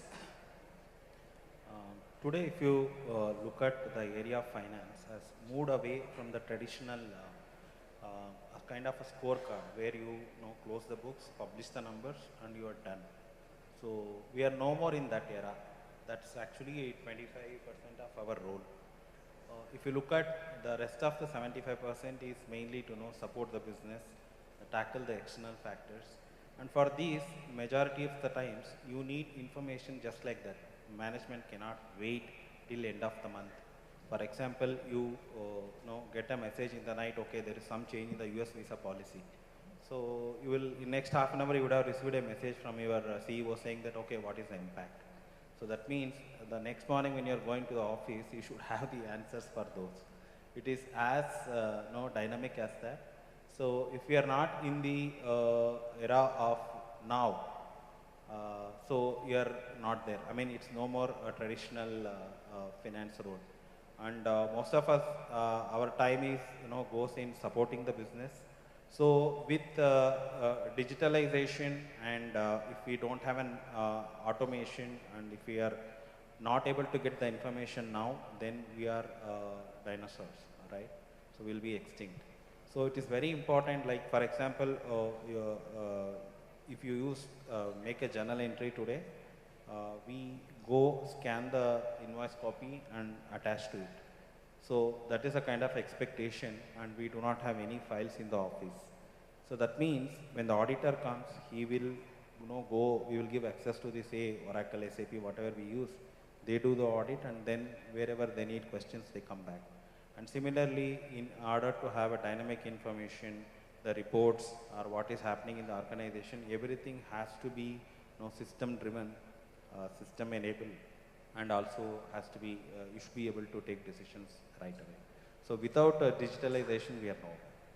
Perfect. So what do you think? Is there an escape from digital transformation? See, when the whole world is moving to the digital age, obviously the finance can't be outside of the world, right? So the same way, just to recollect when I was doing the CA, there are few companies where they used to maintain the books in the manual method, where they used to write the accounts and the methodology and calculate that and finalize the trial balance and balance sheet and P&L and other things.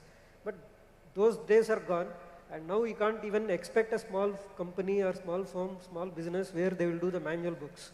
So you can, depending on the turnover, depending on the size, you can choose some, say, some Tally kind of thing, or you can go to the Oracle or SAP kind of thing, ERP, depending on the size of the business.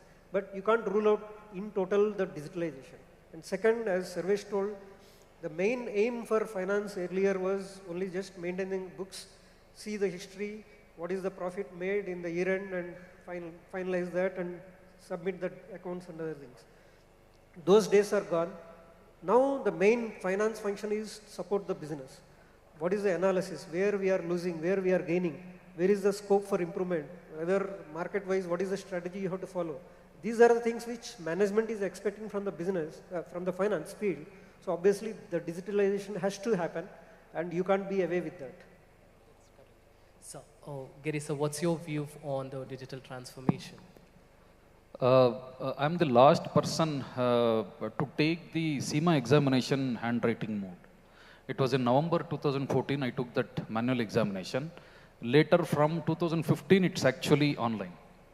So from that time actually it has picked up like anything, especially the what we call digital era. So that's one part. In addition to this is, there are many areas which are required to be converted to digital mode in finance itself, like say for example, internal controls, say for example, finance and treasury, say for example, controlling. These are the areas which are actually, pretty useful if we go to digital mode. When I was working with Bosch, it was specifically covered as part of the digitalization program in company itself. So that's where I have understood, yes, we need to move. Of course, I was not so quick enough in that period, say some 10 years ago, but later I understood the importance of the same. And in addition to that, once you enter into a big position like CFO, you are supposed to not only guide the finance, it is also for other areas like operations, say for example, sales. We need to have digital mode so that our business will increase enormously. That's the advantage we have in digital era. Earlier, to start something, we need to think so many things. It may take a project of around, say, 2 to 3 years. But now it's not so. It's hardly, say, 3 to 6 months or maybe maximum 9 months. There is no such a kind of a big project wherein it will overlap for more than 2 or 3 financial years. It's not so. Very quick, even, of course, now the generation is also very quick. They will understand things quickly. Their mind is very sharp. They are, I mean, just like that, they want things to happen. That's the advantage of digital era. We need to leverage this as an opportunity rather than a threat, because ultimately it will benefit us. There are some I can say deficiencies, or there are some threats in terms of maybe less headcount required. Not so actually. It will also give us an opportunity in some other area. Say maybe cyber security, we'll have some other controls we need to establish so that we can leverage the opportunity of whatever we are in digital era. Thank you. I second your thoughts, sir. And this question is to Rajiv, sir. No sector is excused from digitalization because the concept of digitalization is universal. How do you think digitalization is impacting the telecom sector? Yeah. Okay. You want a straight answer or you want a Geetikaval answer? Geetikaval answer. No? I'll come to that Geetikaval answer also. See, I am 68 vintage. So I did my, I'll come to telecom sector later on. I did my graduation in 88. And those days, the bookkeeping was like we used to write payment vouchers, receipt vouchers. We used to write big narration, being such and such, paid to such and such, white check number such and such. And then physically we used to post those vouchers, payment voucher and receipt vouchers in the cash book.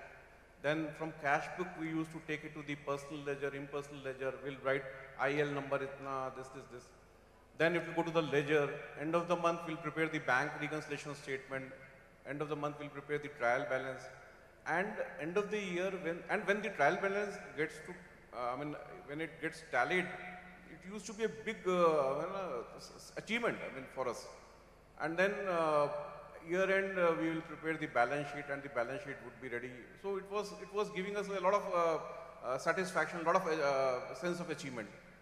But now you pass one voucher in tally and it gets posted in your cash book, ledger, trial balance, everything is ready. So those days we used to have a love kind of relationship with the transaction itself. We used to remember even after 2-3 months, 4 months, that particular transaction was passed. Now there is no affinity. So it is all digitized.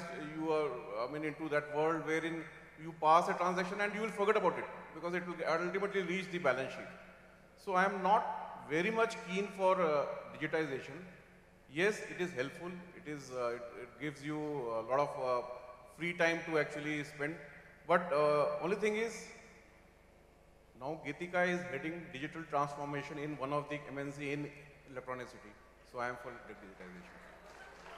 So now coming to telecom sector, sir. Telecom sector is actually it has gone way ahead, and the way they are auctioning the 5G or the 4G, a lot of effort has been made in that direction, and the kind of tapping which the telecom sector has done in digitization, other ministries have yet to catch up with the telecom ministry. Thank you, sir. As we talk about digitalization in an organization, education industry is also one of the factors which we have to consider. as we are sailing in that boat. Now, how do you think fintech as a concept, perhaps this is becoming old, but every time it evolves, as in when we move on, the pre-pandemic era or post-pandemic era, if you talk about fintech, we have a great definition and meaning.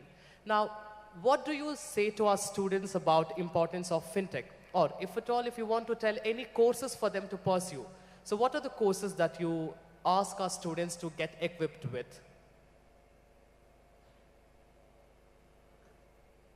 See, as I mentioned, the digitalization is the core concept for the finance also. We are in that field. So obviously, we are also equally affected, starting from, you can say, UPI payment, whatever, right? The same way, when we are in the digital era, you have to do some kind of equipped with for fintech kind of readiness. Otherwise, what will happen, as I said, the whole concept of finance is supporting the business. And if you are not in that journey, you are not there and you are not well equipped for the business functions, right? Post to that, coming to the courses, if you ask me, there are plenty of courses, but what we have to see is first what is the business, how it is functioning, how it is supporting, and where I can support. And to some extent, specific on the courses, there are plenty of courses which is NSE is giving. Those are the good courses, what I see the curriculum like analytics and other kind of courses, which probably a good thought process and good suggestion for you to, in addition to the regular BCom and BBA kind of thing. Probably you can add. Yeah. So how many of you use Google Pay, RuPay, and other apps? Most of us, right? So that itself is a fintech. So fintech is nothing but usage of technology in the area of finance. But if you look at broadly today, it is coming mainly on the payment side. Of course, it has helped us a lot. For example, we don't do BRS today because most of our vendors are there and we just do a bank transfer and it is done. So BRS, if you pass the bank charges entry, you are done. So like that, it is a growing era, so we have to be with the technology, whether you use a blockchain or whatever. But the thing is, you can enroll for a course just for the knowledge sake. I think there are a lot of courses available right from IIM to a lot of other Udemy and other this things. I think it's just a knowledge sake, but you cannot choose it as a career because it's evolving based on the technology and other things. Just as a short course, 2 months, 3 months, you can just enroll. But you have to be part of the main, your this thing, whether it's BBM, BCom, that's your core area. This is just an add-on to your this thing, as a topping. Your base has to be strong. It's just a topping. Because by the time you complete and get into a job, that may be obsolete. So it's just good to have, otherwise don't spend too much on it. Thank you, sir. Giri sir, so what do you say, your opinion on fintech? I agree with Sarvesh ji and Bindu Madhav ji to a lot of extent. A small add-on to that is, yes, we need to have some digital knowledge or fintech, whatever you call knowledge. It is like just a platform, that's all. Probably SAP or probably Oracle, probably any other thing, or probably GPay. It can be done by anybody on the earth who is having a little kind of mindset. They can apply that, then they can do that. The fundamentals is what you are learning is BCom and BBA. For that, you need to extend your knowledge by having a professional qualification is my individual opinion. And I have seen in professional world how it works. If you are a qualified, it's a different exposure what you get. And if you are not qualified, a different exposure what you get. And you may ask, sir, even not even having a degree, but they are earning in lakhs, crores, millionaires, that's a luck. Probably something else is also working for them. But at least in the corporate world, without a qualification is very, very difficult. So my, again, next to my recommendation for that is acquire any professional qualification in India or abroad. It can be anything like CMA, CA, CS in India, or maybe CMA, CPA, CIMA, any qualification, whichever you would like to have. it's a different edge altogether.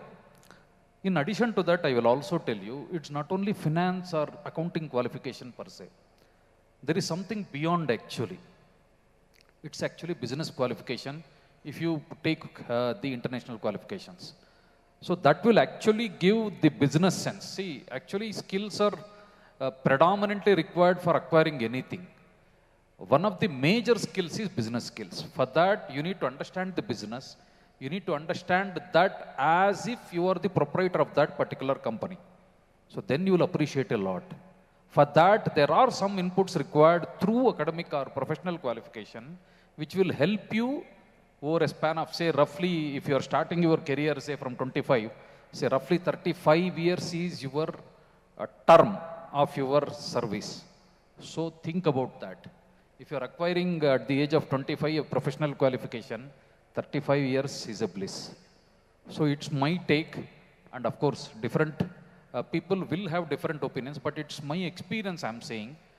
The advantage of professional qualification is completely different from without qualification. For your update, I'm telling you, of course, I'm here offering if there is any support required from my end for that, I'll definitely do to PES University as well, because I'm doing that out of service to the no profit motive or nothing expectation from my end. So thank you. Thank you, sir. Over to Rajiv, sir.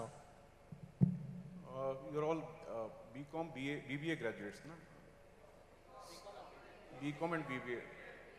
So at least you should go in for some kind of PG qualification. And as sir said, maybe CA, CS, ICW, I mean, starting a job after BCom or BBA will not be good for your career, because later on you will realize that some professional degree is required. So once you finish your undergraduate course, then you should enroll yourself. I mean, with the UG course itself, I think you can enroll with the CS and foundation also. So finish off these courses and then look for a job. I mean, getting into some company immediately after BBA and BCom, I mean, you will be suffering actually. So my personal advice is just go for some professional course, some professional qualification, only then get into this rut of job and all. Plus, you should be good at Excel. So if you know Excel, you can do, I mean, you can excel anywhere actually. Learn Excel to excel. Right, yeah. Perhaps the next question, even I'm a little eager to hear it from you. Though we have come a long way from so-called COVID-19, that was cutting edge for all of us, right? Be it an individual, education institution, or an organization, right? There was a rapid shift in the way how we function, from the concept of work from office to a concept of work from home. We have traveled a lot.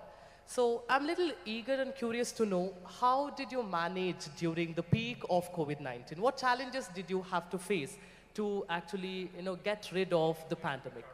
Right, sir, please go ahead. See, ITI Limited has got 6 plants and 25 regional offices. So we have got about 30 establishments which we had to manage during this COVID period. And 23rd March 2021, the lockdown was announced, and immediately we closed down all our factory, all our plants, and we started working from home. And there were, every transaction was happening, I mean, except for this actual production in the factory, every transaction, every kind of effort was being done on WhatsApp. I mean, there were WhatsApp groups which were created, people were working from home, and rather we didn't find any problem in operating from home. And even when once the normalcy was restored, people were not willing to come back. We had to actually physically drag them to the office. They were not willing to come back to office. So we had a very comfortable time, but unfortunately we lost about 19 people during COVID. But otherwise, from ITI, we didn't face any problem. Good, sir. Thank you. Thanks for that, the nice input which you have given. And I have a different experience in, it's a small company. I was the group CFO for 6 companies in Bhagirathi Travels. It was very challenging in terms of getting things done. One was straight reduction in headcount. Roughly around 10 people out of 16. So I was left with hardly 6 people, including me. It was very difficult. So there was a big challenge actually. Big challenge in terms of getting things done with small headcount, but volume almost remains same. Volume, I mean, of course, turnover has reduced, but the minimum compliances, minimum transactions which are required to be done almost remain same. In accounting and finance, say 60% is fixed and 40% is roughly variable. So that 60% need to be taken care. So now the challenge is how to get it done. So what I did was, I'll quote a Sanskrit or Subhashit here so that you can appreciate. If you have talent, can anybody steal it? I want answers from audience. Can anybody steal your talent or your education? Can any politician or Raja can steal or take your knowledge? Is that possible? Can any of your siblings can take your talent? Whether it is heavy on your mind? No. And so long as you are spending, it will multiply or it will be intact? It will multiply. You will become much more expert in that area. Am I correct? So now I will come to the Subhashit. Nachora haryam, nacharaja haryam. No thief can take. No Raja can take. Na bhratrubhajam. Not even your siblings. Nacha bharakari. It is not heavy on your mind as well. Gyayi krute vardhata eva nityam. So long as you are spending, you will become much more expert in that area. Vidyadhanam sarvadhana pradhanam. So this is the logic wherein if you have that talent and you keep on transferring, that I leveraged. I am from a Pandit family, so I am leveraging that skill here. I have ensured that the necessary skills are given to my department colleagues who are 6 in number. Every day Teams call from 7 p.m. till 10 p.m. I used to do that knowledge transfer. 3 hours. In the night, from, as you mentioned, 23rd March 2020, from that day, I was sitting in home but doing the knowledge transfer. It has worked in such a wonderful fashion. In fact, there was further reduction in headcount and still used to manage till 2022. It has worked wonderfully, actually. It's only that knowledge transfer which has happened. There is one more aspect to it. Even the receiver should be good enough to understand that. If the quality is not there in that particular headcount, it would have been complete futile effort. So the persons who are having that talent should be there within them so that we can do that. So this is the great experience I had during the pandemic period. One more big experience is the trust factor. We were not believing before pandemic whether they are actually working or not. We started believing, yes, even though they may be working remotely from home or wherever they are, you need to have trust in your employees. That's the fundamental factor. And build relationship with your team. That's my learnings as part of the pandemic. Thank you. Truly a divine thought on that, sir. Over to you.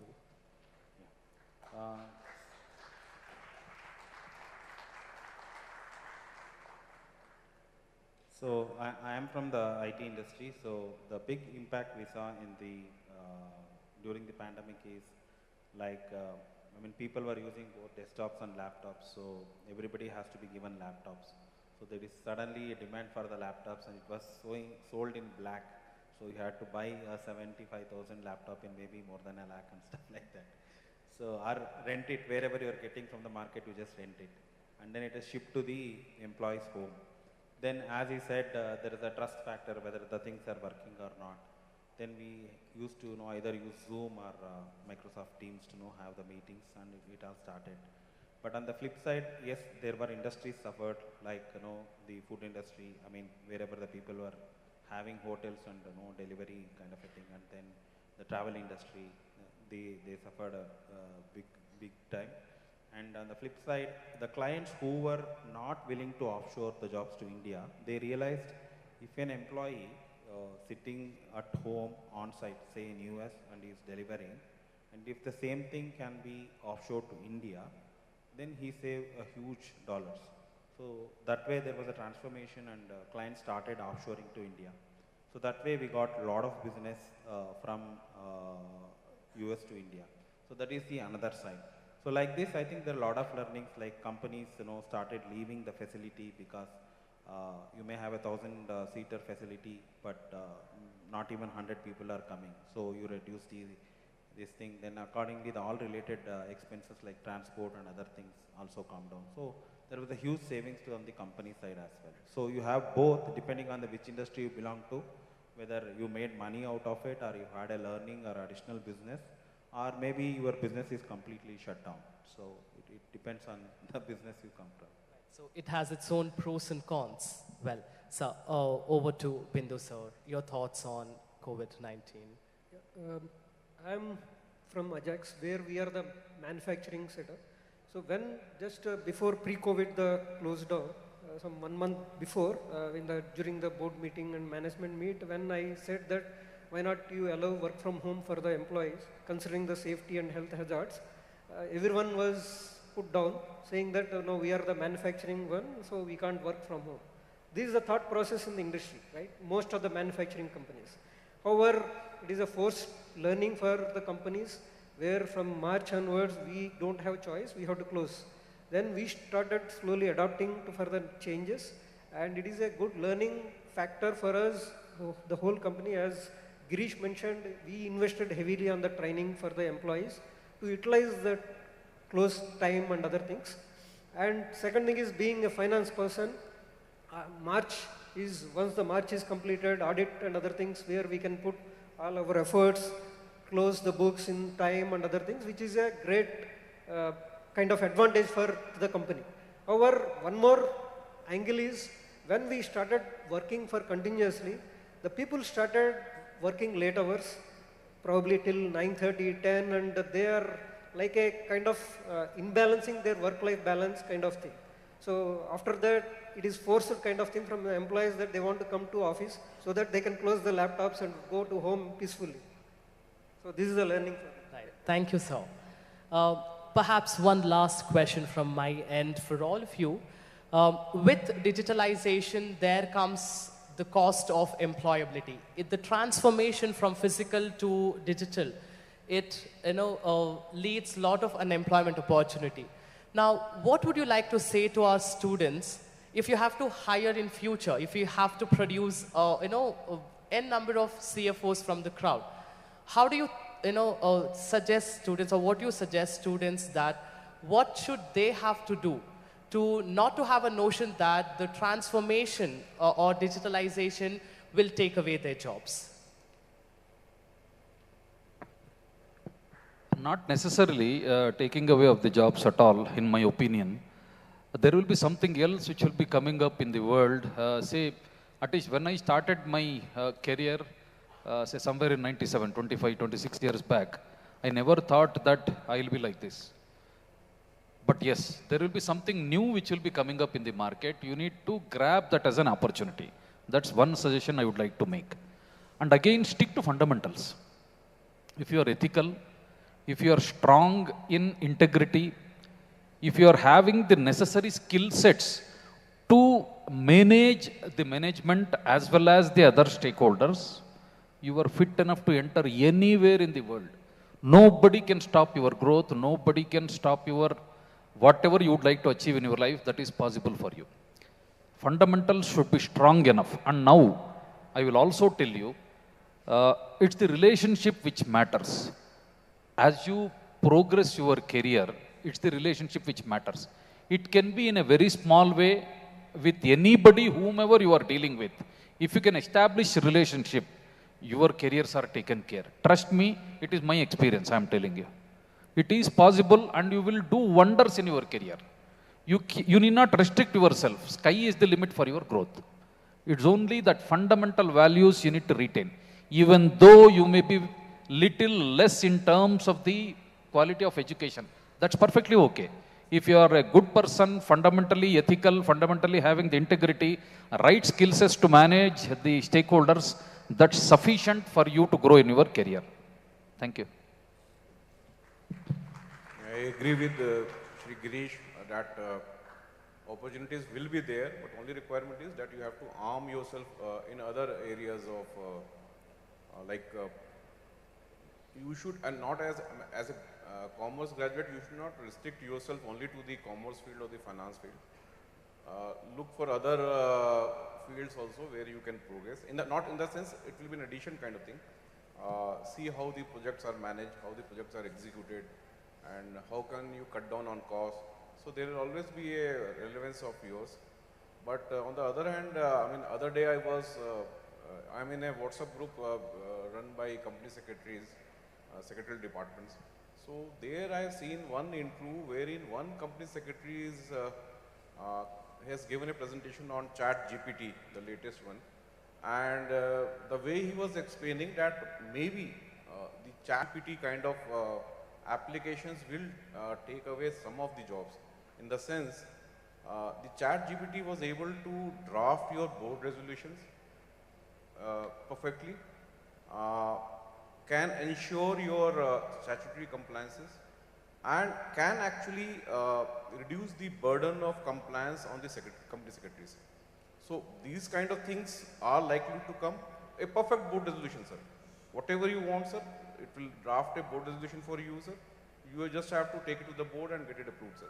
No need of applying or copying it from someone else, sir. I mean, all board resolutions, all compliances, sir. All returns which you file, sir, on a monthly basis, quarterly basis, sir. The Chat GPT is able to tell you, sir, that this return is due and this has to be filed in this particular fashion, sir. So there is a danger. So my suggestion would be have some professional qualification, and also some add-ons should be there. Maybe in project execution, maybe on latest technologies. So it will help you in the long run. Thank you. A small, on a lighter note, if you have a real motivation as part of your career, that will be taken care. Yes, sir. Yeah. Just to add on to what my friend said, I think you should not restrict yourself to, when you start working or when you're learning, to only commerce kind of a thing. Because, for example, if you look at in a company, there are multiple departments, right? You have HR, you have facility, you have IT. For example, if offers are rolled out in by HR, there is an impact on the cost. Similarly, if the facility, whatever the rent and transport, other things, if they become inefficient, there is an impact on the cost. So, like that, you should be open, being able to learn and go beyond your regular this thing, and keep learning. So that is one way. And in one of my earlier companies, I had done a lot of automation. So the first thing we did was we gave a presentation from the CFO saying that there are no job cutdowns. So that means if there are 50 people in the department, they are taken care. The only thing is they will not do the regular mundane tasks that's left to the bots. You will only do the value add. You are available for the next level kind of a thing. So that is how we did, and it was appreciated by the management. In last 2 years, we did more than some 250 projects kind of a thing. And at any point of time, every department within finance had at least 10 to 15 projects lined up for automating kind of a thing. So I think that is a culture we need to drive. Yes, there is a flip side. I don't say it's a job loss. Maybe we do a better value add things rather than doing some mundane tasks of copy paste, kind of a thing. Like for example, if I have to, at some point of time, we had to submit documents to GST, we had to print a huge, bundle of files. It's like per quarter, it's like maybe 10, 20 box files. So who wants to do it? Now you put the first invoice number, last invoice number, and then give it to the bots. It just keep printing. You have to give a dedicated printer. It just does its job. So like that, I think we should look at the more value add rather than just thinking, okay, we lose jobs kind of a thing. Yes, there is a threat. Maybe we are available for the next level in the game. We are not looking down kind of a thing. Thank you, sir. If you ask my opinion, yes, there will be a job loss, and no, there will not be any impact. Both I can answer. But if just why say yes? Because if you see when the ERPs were implemented like SAP and Tally, there are fears that, okay, the accountants will lose the job. But is it happened? No, it didn't happen. Only thing is we have to learn the SAP or Tally, whatever the ERP is, so that we are equipped for that. The same way, the ChatGPT AI, yes, there could be some job losses and other things in the kind of what at present today. But there will be a kind of new features, new jobs, new things which will emerge. And if you are able to get the things done, get the equipment for the new technology, then you are good enough. It is like Darwin's theory, fittest of survivor. So if you are good in learning and giving your thoughts for the business and equipped for the new technology, then there is no fear of job loss or something. Thank you so much, sir. In a very short duration of time, perhaps we get to have a vivid views on various financial aspects. I personally thoroughly enjoyed in understanding the various aspects from Deepika to digitalization. So thank you so much for enlightening us. And I would request Pujita and Kaushik to take over the session ahead. Thank you.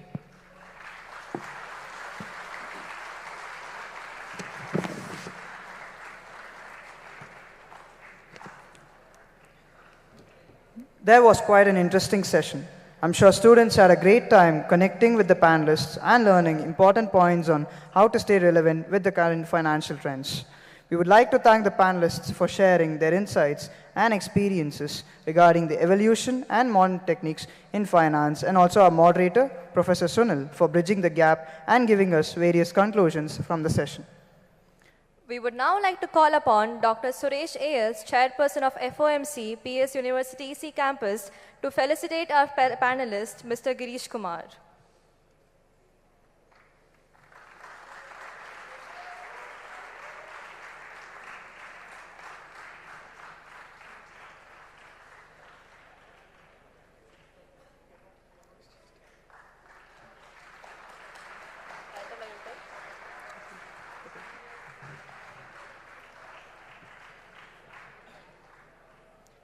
We would now like to request our event coordinator, Dr. Satish, to present the token of appreciation to Mr. Sarvesh KP.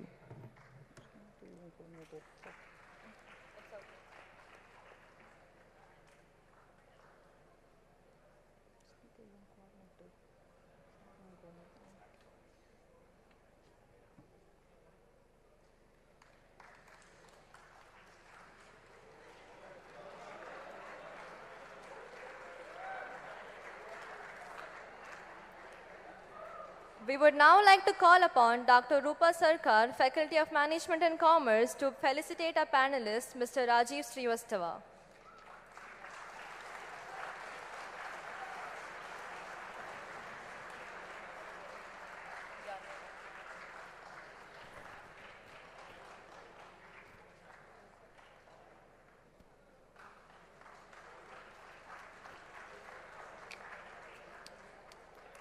We would like to request Professor Gyanmai to present the token of appreciation to Mr. Bindu Madhav.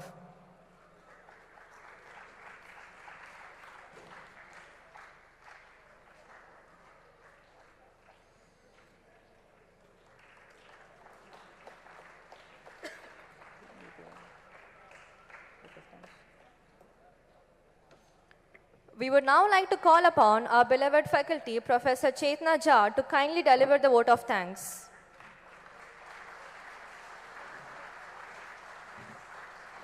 Thank you. A very good afternoon to all of you. As we come to the conclusion of this 2-day CFO Summit, we all have witnessed some wonderful conversations and discussions with the CFOs of various organizations. I feel honored and privileged to get the opportunity to propose a vote of thanks on this special occasion. I, Chetna, on behalf of FOMC, convey my deep regards to the management of PES for giving us this opportunity to organize an event like this. My sincere thanks to our Honorable Dean, who has been a constant guiding support and a great motivator. My regards to the chairperson, my dear colleagues, and all the students present here. A big thank you and congratulations to the members of Team Vriddhi and all the student volunteers who have worked relentlessly to make this event a grand success.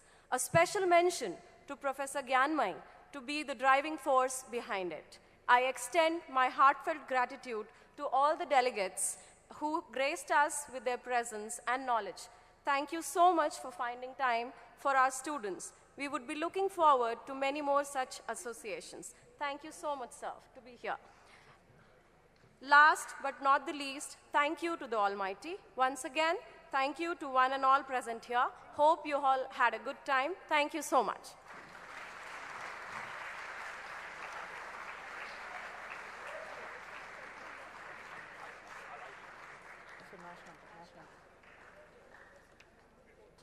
This brings us to the end of CFO Summit, a financial symposium. We would like to formally end the session with the national anthem. We request you all to please stand up and pay your respects.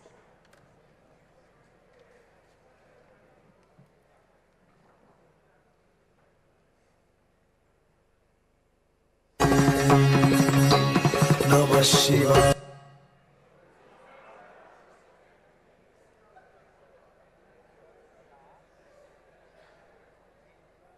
जनगण मन अधिनायक जय हे भारत भाग्य विधाता पंजाब सिंध गुजरात मराठा द्राविड उत्कल बंगा विंध्य हिमाचल यमुना गंगा उच्चल जलधि तरंगा तव शुभ नामे जागे तव शुभ आशीष मांगे गाहे तव जय गाथा जन गण मंगलदायक जय हे भारत भाग्य विधाता जय हे जय हे जय हे जय जय जय जय हे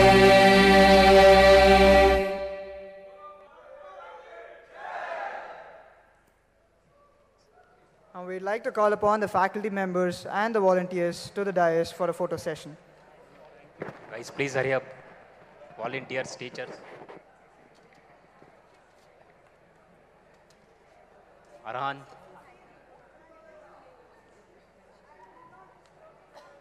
Call no? Volunteers.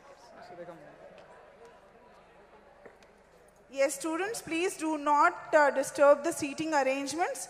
As next to that only we have one more, we can say, address by Jawahar sir. Slowly you can move. Slowly you move. First allow the ACCA students to go because for them the bus is arranged. So let the ACCA students move.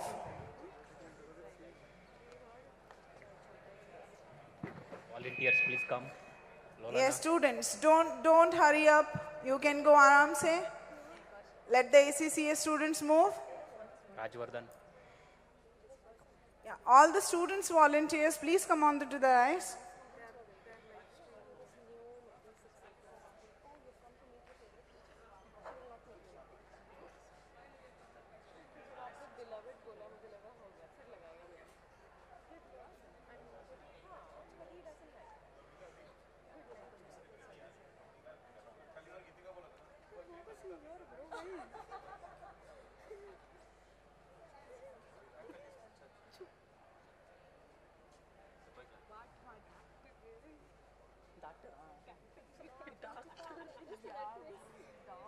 At least hers was fine. I told even for that was script. People are there.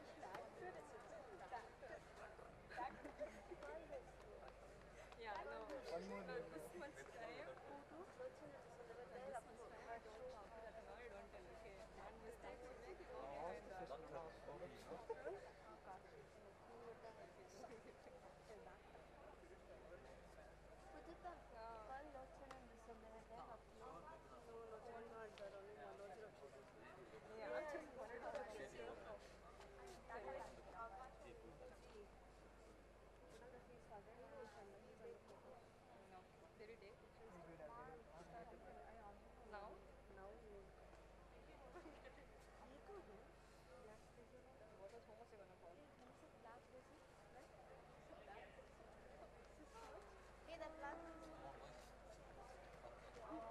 I don't know.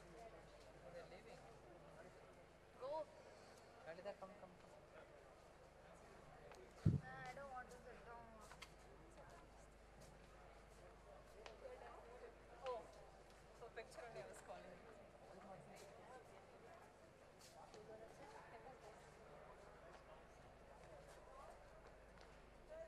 Yeah, little பக்கத்துல இருந்தா okay.